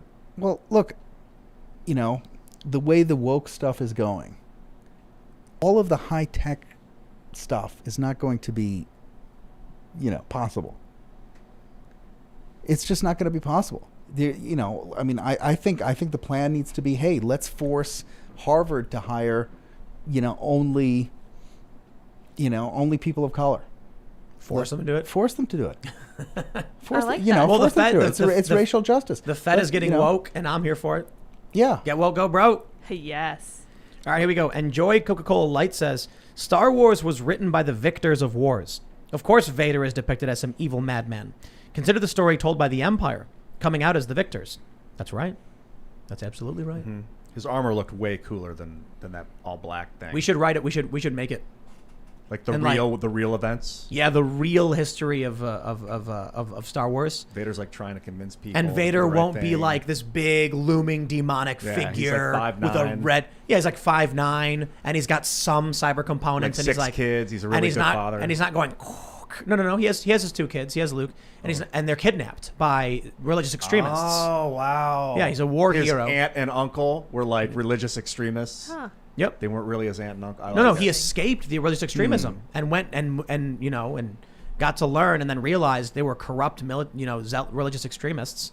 And he has he struggles to breathe. He's got like a breathing machine. People like him, and he's really nice. Your mother did this to me. Yeah. See, it's all propaganda. We should make it. We'll make like a 10-minute short film. Mm-hmm. It's not called It could be a good 10-minute short film. It wouldn't be called great. The Empire. It would be called like the Galactic Federation. Mm-hmm. And it would be like people from a desert planet taking a cargo ship and blowing up a military base. And you'd see like the families crying. And then you'd have the Emperor, who was disfigured from an assassination attempt when the Jedi tried to kill him. And he's like, we lost 1,372 lives that day when religious extremists blew up a military base. And they're like building hospitals and things. Yeah. Yep. Yeah. That's right. Yeah, we should totally do it. All right, let's see. We'll do a couple more. Clifton Stock says, West Virginia pays and work for Tim Pool. What positions are available? We're doing commissions for mini docs, which is contract work. We're looking for journalists, and we've gotten a lot of submissions. And, with all due respect, the ones we've been through, it's just like we need actual journalists with experience, and it's not particularly easy. It's, we're trying to quality control and get the best of the best, so it's very difficult. We need a AV tech full-time for setting up new shows. We're going to be setting up like a gaming lab and the paranormal show and stuff like that. We need camera operators full-time. And along with those skill requirements, if you are interested in sending a resume or something, make sure you send actual samples of work. I don't really care all that much about resumes. And if you, skate, scoot, bike, blade, whatever, pogo stick, those are all big advantages. And we're also, if someone has a drone pilot's license, camera operator with a drone pilot license, absolutely, we are looking for that too. And they're all on location jobs in the Maryland, West Virginia area. There you go. Pioneer Smokehouses says, Ian, money is just a means of bridging the gaps between wants and needs. It's true until you can print as much of it as you want, and then it becomes a weapon. as well. Blip Squeak says, I'm disappointed you didn't seize the opportunity to leave Ian's picture for the whole night. It was hysterical when you switched Can him. we show that one more Yeah, time? do it. Is that still up? Let me see. Oh, hold on. Sorry, let me move over to that. Yep. Yep, it's still there. Thank you, Lydia. What? That's so I weird. don't know this There's technology. Ian. He looks very noble. Hi, everyone. That's a crazy image. I haven't seen it yet. So weird. I'll show it to you after. Okay, thanks. It's How hilarious. does that happen? It's so funny. All right, everybody, it's Friday night. It's party time. If you haven't already, smash that like button, subscribe to the show. And if you are a true fan of Timcast IRL and the conversations we have, sharing, posting the episodes every night, just put them on your Facebook, your Twitter, wherever you can. And maybe your shadow band or whatever, but sharing is the most powerful thing we can do. So it really, really helps us out and makes sure that we can hire more people and do more work. And hopefully will permeate the fake news ecosystem and get more people to realize what's happening. You can follow us on Facebook, facebook.com/TimcastIRL. Share our videos. Just click the little share button. It's super easy. And on Instagram at instagram.com/TimcastIRL. And you can follow me at Timcast basically everywhere. Dave, you want to shout out any posts or websites? Sure. Go to my website. All the stuff is there. DaveReaboi.com. Follow me on Twitter, Dave Reaboi. And Right on. thank you. It's great Cool, to get man. your insight, man. That was really fun. Thanks. Thank you. It was a pleasure. You guys Yeah, it can was always follow me at iancrossland.net and at iancrossland on social media, and check out some of my music on Amazon Music. I think it's on Spotify, iTunes, and the like, and let me know what you think. I think Will of the People will finally be on iTunes and Spotify soon. Excellent. Yeah. That's awesome. Maybe in like a week. Yep. And then I am in the corner pushing buttons as always. You guys are more than welcome to follow me on Twitter. I am at Sour Patch Lids, and I am trying to outpace Sour Patch Kids for followers. It's a challenge. I'm hoping to get there soon. Make sure you check out youtube.com/castcastle because we're going to have a vlog up tomorrow where we're setting up the new 3D printers. Today, Andreas was working on, was it PETG? Is that what it's called? Polyethylene tetraglycol? I think. Okay. Something like that. I don't think know. so. And it's like it's printing amazingly. That's I'm impressed. awesome. The ABS was warping. PLA is way too weak. We tried carbon fiber, but the extruder is too low of temperature because you need like 290. Oh, okay. And we were working at like 250, but it was working until the plate was too cold and it popped off. And so we're very disappointed. It looks cool. I'm excited. But we got a CNC machine too. Excellent. Yes, it's going to be a lot of fun. So make sure And you a check laser, out yeah. youtube.com/castcastle tomorrow at 9 a.m. and we'll see you all then.